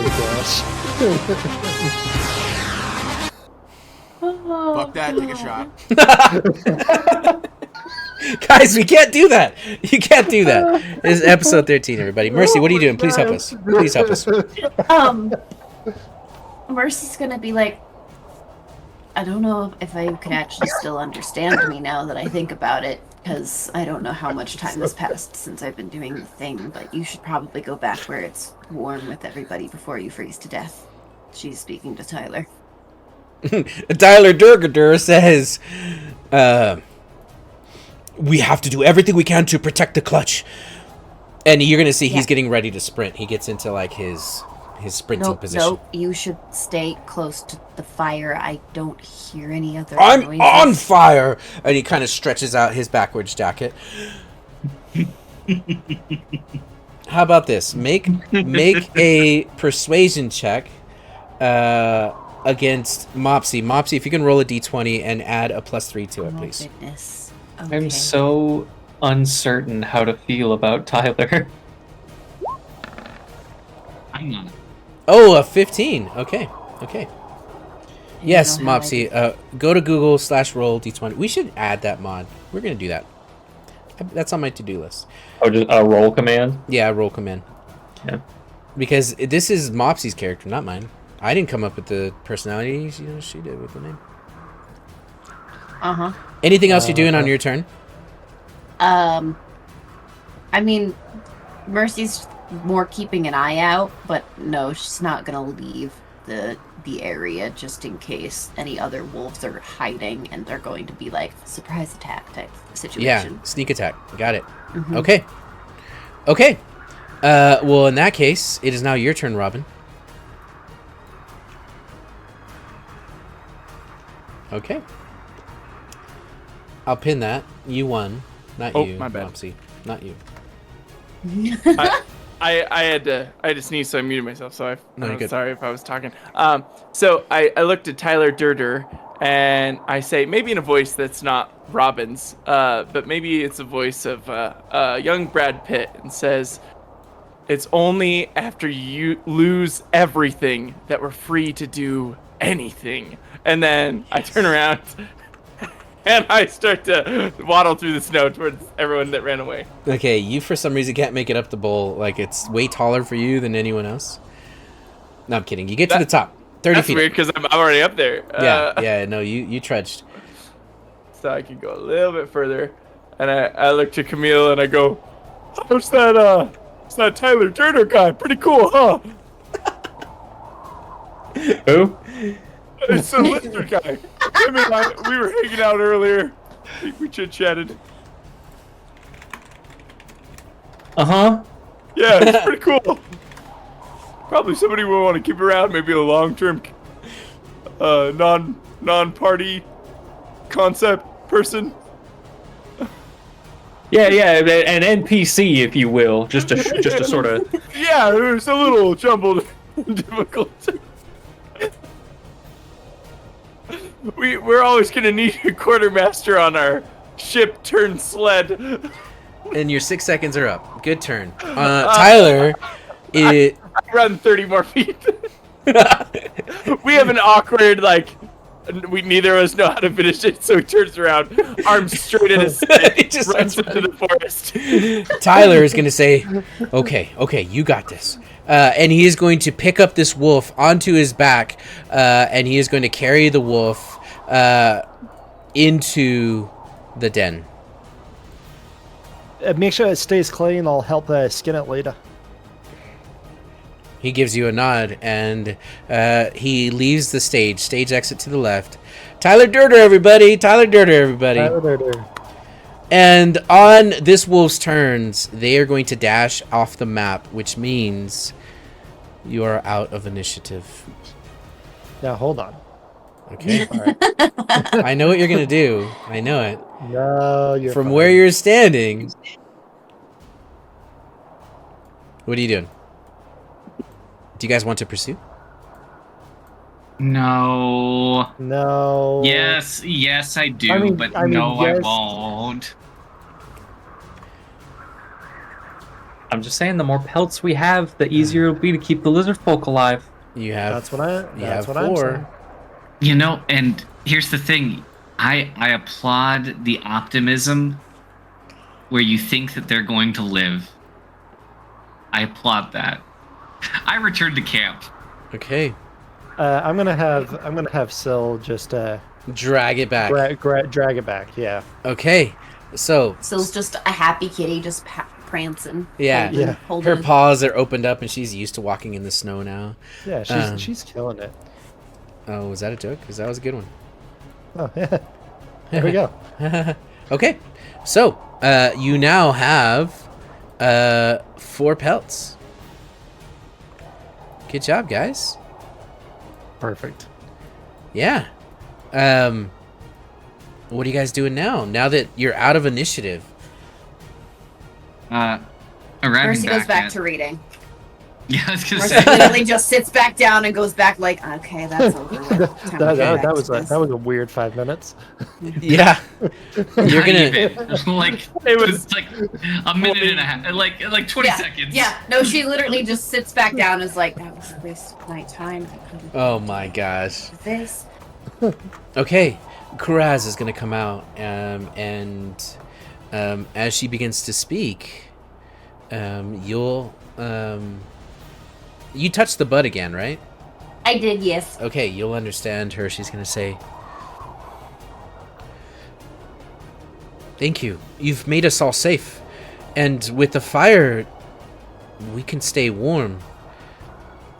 And now we have food. Thank you so much." And you'll see Tyler come out as he is not finished with this episode, and Tyler goes, "Yes, yeah." I don't know how to play Tyler, guys. He's Tyler Durder. He comes out and he's like, "Good. It is good. It's good.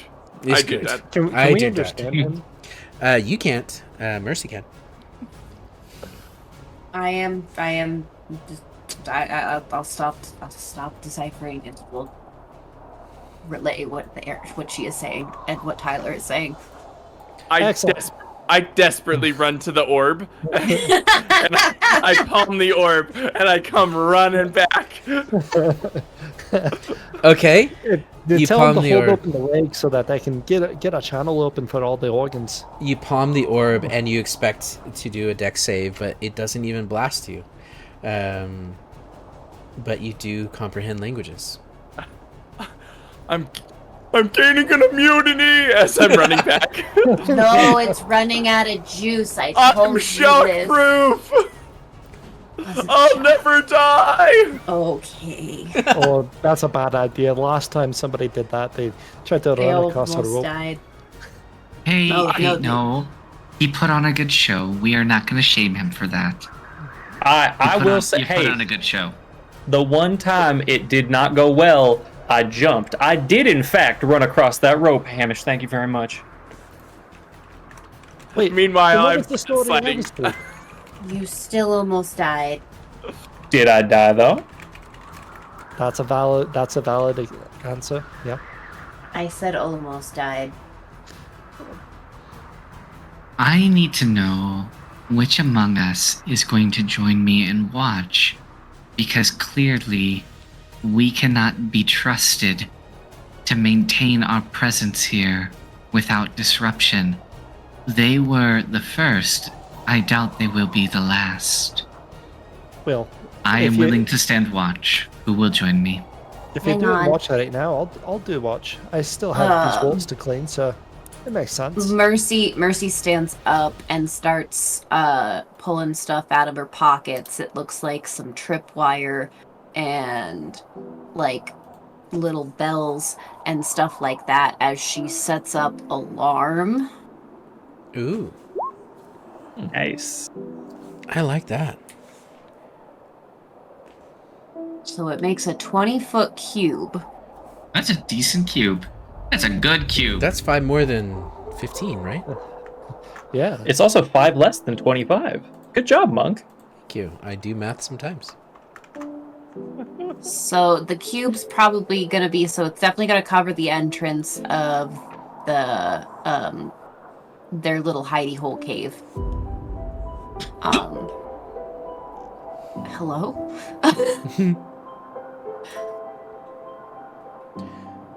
And then, I don't know how to make a cube where it's showing things. No, I don't know. So, like, I do get foot. that the map is at an angle. Now that Robin called it out, I'm like, oh yeah, you know what? Yeah, there you go. There you go. Look at that. Now, hold it. I'll draw a line for you. Hold it. I'm going to polygon line this. Nobody. It's gonna be Is that what you want? It's gonna be in front of it though. Don't move. Don't. Okay. Oh. I can do it. I can do it. So that way we have a place where we can have it by the There. fire. Okay, I'm There. deleting mine because screw you guys. You know what? I try hard for you and. Oh wait. Hold on. You did- Hold it. Wait, Hold it. wait. Wasn't No. enough. Hold on. Wasn't enough. I You said- heard it here. You heard it here on Gaming Related. Monk is a tryhard. There you go. Thank you. Thank you. I traced it. You're welcome. Okay. Okay. Yeah, okay, that works. That'll do. That'll do, pig. I did want it a little bit more out so we were not having to be in. Damn it, Mercy! No, look, we can move it. Look, I moved it. Okay. There, I moved it. There. Now you can sit by the fire. Yeah, because we don't really Yeah. care about the lizards. I did want the entrance of the lizard's place to be covered, but I Fair. also wanted us to have Fair. That was my main. So that works. Yeah. Okay. And then so she does that and then goes, okay, I'm going back to reading. I hope you find something truly worthwhile in that, Mercy. I don't know what it will be. I'm really close to figuring out the symbols. I think there's one of them that's just tripping me up a little bit, but there's literally secret messages inside of the pictures from the Can you make it fly? Can you make this fly again? I think so. If I can figure out this last sigil, all I have to do is put the magic back in, recarve the symbols, and we're up and running. Okay, so as I see it then, our job is to keep you safe above anything. Because if that doesn't work, I have no idea how they will emerge from this. It looked like after a matter of minutes when I was building the fire, that they were beginning to freeze. It happened so quickly. I haven't been around their kind before. I don't know why that is. But I don't think that they can make the trek if we were to hike. No, I agree. I don't mean to go to that place. No, it's a logical explanation. We can't just think that we're magically all gonna get out of this okay, especially considering where we are. What do we do? What do we do if this doesn't work? Are we prepared to leave them? Because I have no intention of dying here. But I don't think they can come with us. We are miles and miles away on one of the tallest peaks in a remote mountain range. The trek for anyone is arduous. If they freeze after a matter of minutes, I have no idea how they will follow, nor how help could ever arrive in time. And I don't mean to be that person. I know that I don't have the reputation of being the most warm and kind soul among us. But if I have to choose between their lives and yours, I choose yours, to be clear.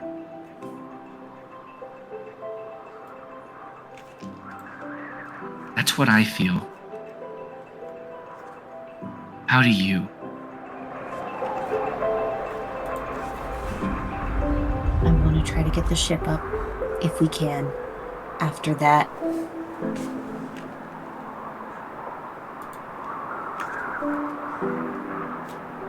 we might have to tell them that we have to go.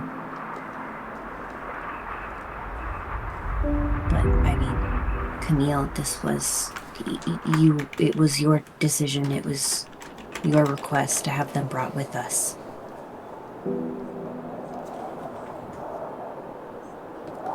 I know that's a lot on your shoulders, but it was... I didn't know. I didn't know that this, like, how could any of us know? Like, No, what was that? Why would we end up here? Why would she even put us here? Why would she do that, Camille? Why would she place us here? Is this a message? Is this, she already wasn't happy we took the ship. Is this her way of trying to teach us a lesson? Am I present? I was under the impression that two people were on watch and we were resting. I thought we were by the fire all still. I was just announcing that she would eventually be taking watch. Yeah, the watch hasn't started just yet. You guys are just right out of combat. I don't... Look, for all intents and purposes, I'm fairly certain she brought that cavern down. I think this was meant to be a mercy. I think she was trying to give him a chance. From the way she was talking when we landed, I don't know that she really meant for us to end up here.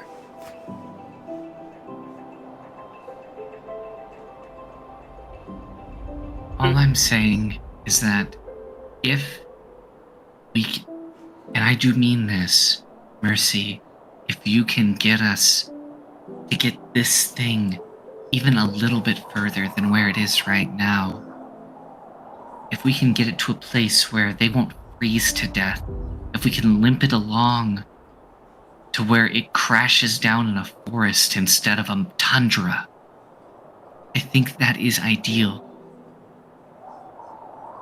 But if we can't, I need to know whether you intend to stay here individually or not. Because to be clear, I will not die here.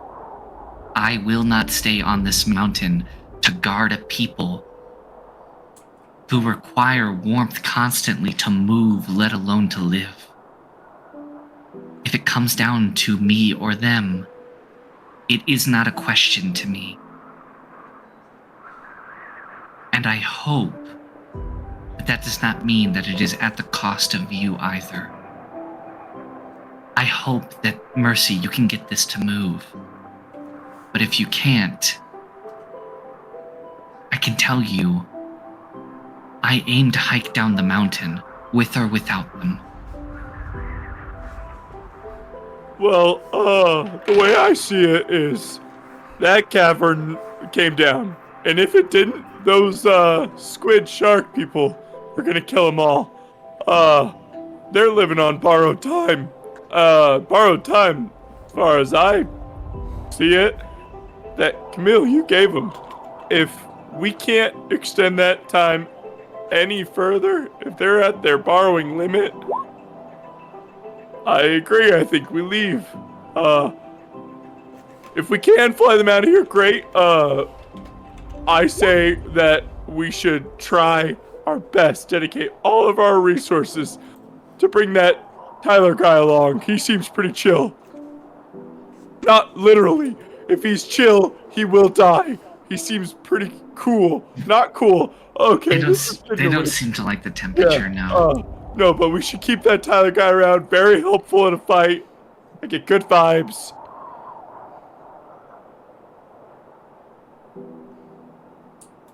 But yeah. Camille, where are you with this? And I don't mean to put the pressure, but I don't know whether or not you will leave. And I can't make you leave, but I will tell you, I will not stay. Mercy, again, I hope you make sense of this. But I've seen a lot of ships, and admittedly, most of them work on water. And that is not seaworthy. I don't know if it's airworthy. If it is, I will be pleased. If it is not, we have decisions to make. And for me, I do not count them among my crew. Except Tyler. If you want Tyler, you look after him. I will concede that point. But I do look at the rest of you as a crew. And for me, that means something.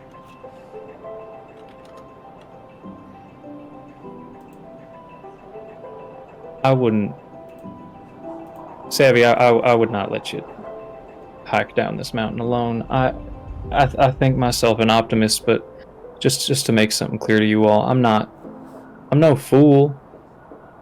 I don't think it does them any favors if we can't get them down the mountain. I don't think it does anything for them for us to die with them. And unfortunately, we will also be losing the ability to communicate with them very soon. No idea how many more times we will be able to perform before the magic is completely. I predict possible. Hence why I'm going back to my reading now. I will be ignoring you all. And that being said, I do want to be clear that I want to do everything within our power to try to get him down before resorting to that.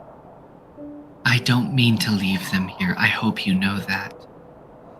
I don't mean to offer their lives upon the altar. I am not so callous as to think them wholly expendable. If it comes to that, I will hunt myself. I will find food for them. I will give them every opportunity. I also, though, recognize when the time has come to abandon ship. I don't know what that looks like right now. But I fear it's closer than we realize. And I will do whatever I can for you. For each of you. I do not extend that same courtesy to them. I'll do what I can. But that does have its limits. I say this because I am not heartless. But I will not be sacrificed.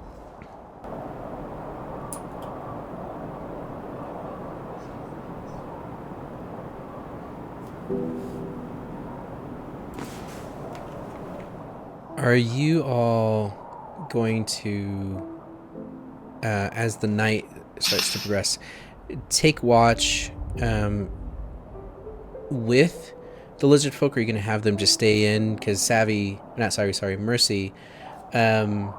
with Mopsy's 13 versus your 15, Tyler Durder did go inside and is basically staying with them. They haven't come out as you all have been talking.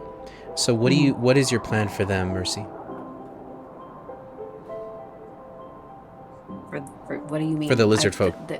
Like when you told him to go inside. To keep them safe during, and that was all just to explain during the fight. Okay. Like, go stand guard there, Okay. and protect them. Okay. And then take care of yourself because you're gonna freeze out here. Gotcha. Like, it's safer for him to be in there than out here. Okay. As you're all talking, and eventually the conversation is, we're not going to let them die here, but they're going to die trying to get off this mountain, and now you have this moral quandary of what to do next. Who has first watch? Savvy, if you can, please make a perception check. While Savvy is perceiving, the rest of you are you sleeping? What are you doing to rest tonight? It has been a long day. Mercy is not resting, she is reading, so. Okay. She's probably going to have a point of exhaustion after this, but she is going to continue reading until she gets all of those sigils and then figures out where they need to be. Sure. And gets to work. Because she understands that this is now a time crunch. Sure. Awesome. And Josh, PVG, welcome to the show. Thank you for the follow. Welcome. The only thing that is going to catch your eye, Savvy, as you are focusing more so on the tree line in this crater that you're in. I actually think that, just for the record, if she was going up and keeping watch, she would do so on the upper deck of the ship, because it is above the crater. Yeah. And I think that she'd probably take her place right about where my token is there, so kind of north corner of the map. Okay. As you take your place, you can see that there is smoke off in the distance, probably 4 miles away, as it is a crystal clear night. And looking up at the skyline, you can see just this smoke rising. And you can tell that the smoke that's rising is manufactured smoke. It's not natural. And by natural, I mean it's not like a campfire.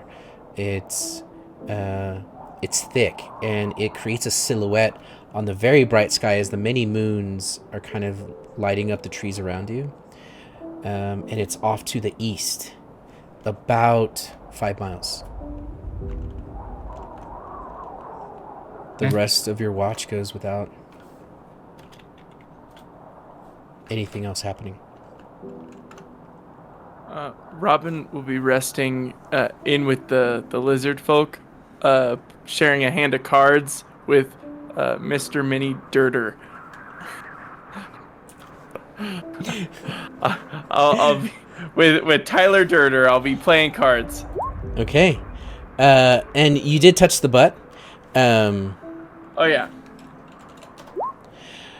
Oops, sorry, that was meant to be a whisper. Yeah, Tyler Dirter is going to say, you know, you all are very powerful and very smart. You saved us from that really nice place that we lived. You know, it was warm, and, you know, Code Red was there, and Blue Waka. You didn't bring any of that with you, did you? No, I did not. And I lean in close. Come with me. I'll step out. Okay. We'll go out for a smoke break, but Okay. it's just the magic mushrooms. Okay. You go out for a magic, Just. you go out for a magic mushroom break. Okay. Awesome. Okay. We'll do this. We will. We will go after Savvy's watch is over. It's probably now 3 or 4 in the morning. We have 2 more watches before the sun rises. Who's gonna watch next? I'll watch next. Okay. What is that interaction like between you two as you trade off? I'm gonna assume Savvy comes and gets me because I'll probably try to be sleeping at the time. Okay. Is that fair to say, Savvy? If you're the next up on watch, yeah. All right. So, kind of rise up and just anything interesting. To the east, there is smoke. There is someone else on the mountain, 4, maybe 5 miles distant. If this doesn't work, perhaps it will be worth investigating. But if anything, I would say this. To the north there is a steep drop. I would be surprised if something would come from that direction. Keep your eyes to the east and to the south. It seems more likely there. If you need me, I will be near. And I do not need sleep as well, you know. If you require extra eyes, or even conversation. I'll never say no to conversation, but I want you to get the rest you need, even if it's for your mind. I don't sleep. I just dream. Take what time you need, and then I'd love to have a talk. Give me a few hours. And I will be by a few hours from now. Also, I heard what you were saying, and I agree. We can't be expected to make miracles happen for them as much as we would like it. We just have to take care of ourselves as best we can and do our best. I am not trying to be the villain. I am not heartless, Hamish. No. It's never been my aim to lay bodies upon the pyre. No, I know that. I But don't know what to do with them. If we can't get this moving, and they can't move through the snow, what are we to do? Why I don't want to be viewed as the heartless one among us, because I am willing to call out that they will not live. It is not out of cruelty that I pronounce this. It is out of caring for those of us that can make it through this. You and I and Robin and Mercy and Camille, we can make it through this. I fear not our prospects. But if we add 30 souls in the mix, half of which are unarmed, carrying eggs down a mountain where they freeze to death within mere minutes, I do not view that as a fortuitous portent. No. And I am unwilling to lay our lives on the altar in that place. That is not something that I will do. Not for me, and not for you. Not for any of us. Nor should you. The mountain, it is heartless. It doesn't care that these people came here without choice. It doesn't care.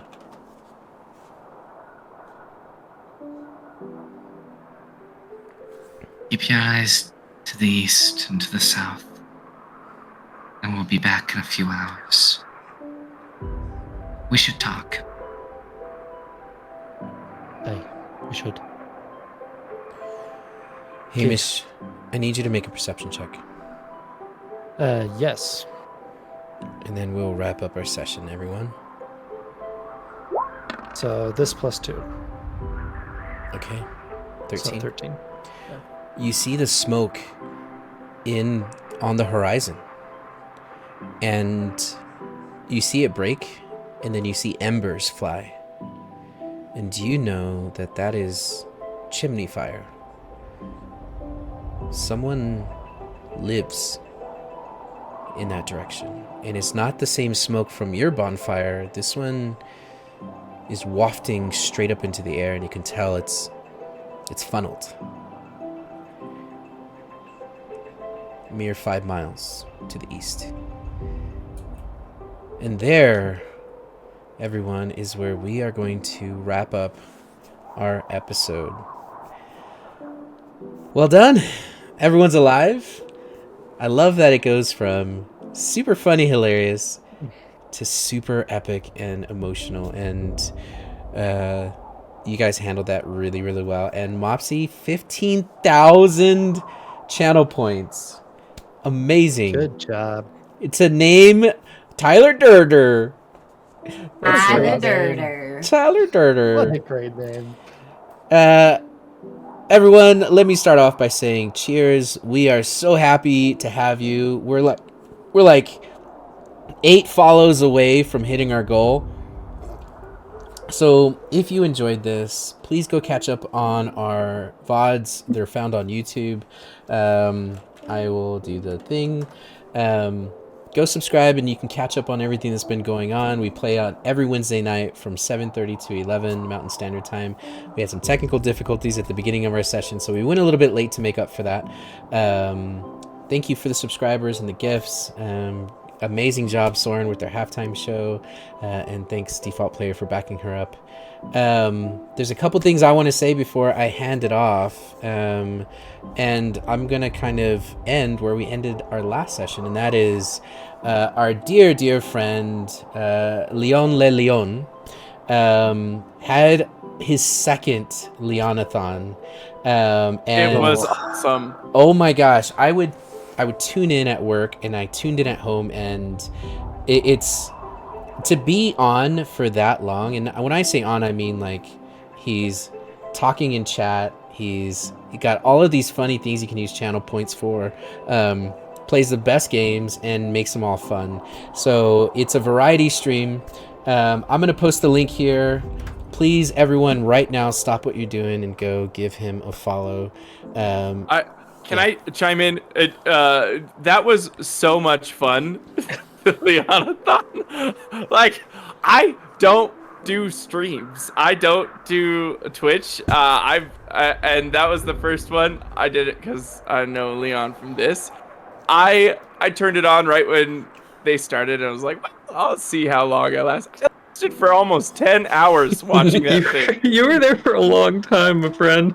I woke up at 6 a.m. the next morning, still going, and I watched for another, I don't know, 10 hours. It was amazing. I It know. was so much fun.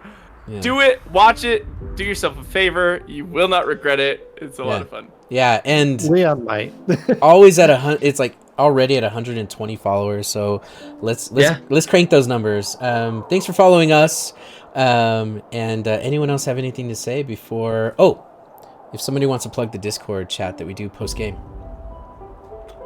We do a post Discord chat. Discord. Go to Discord. Yep. Thanks.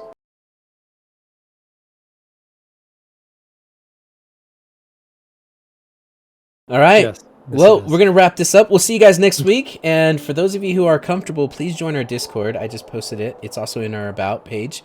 But we hang out there for 30 minutes post-game, and we talk D&D and about everything that just happened. We go and look at all the funny memes and all the artwork and stuff, and then we wrap it up. So if you're comfortable, you can hang out. If you want to chat, you're welcome to. Hell, you can even turn on your camera if you want. Everyone, have a good night. We're so grateful for you. Thank you. Bye-bye.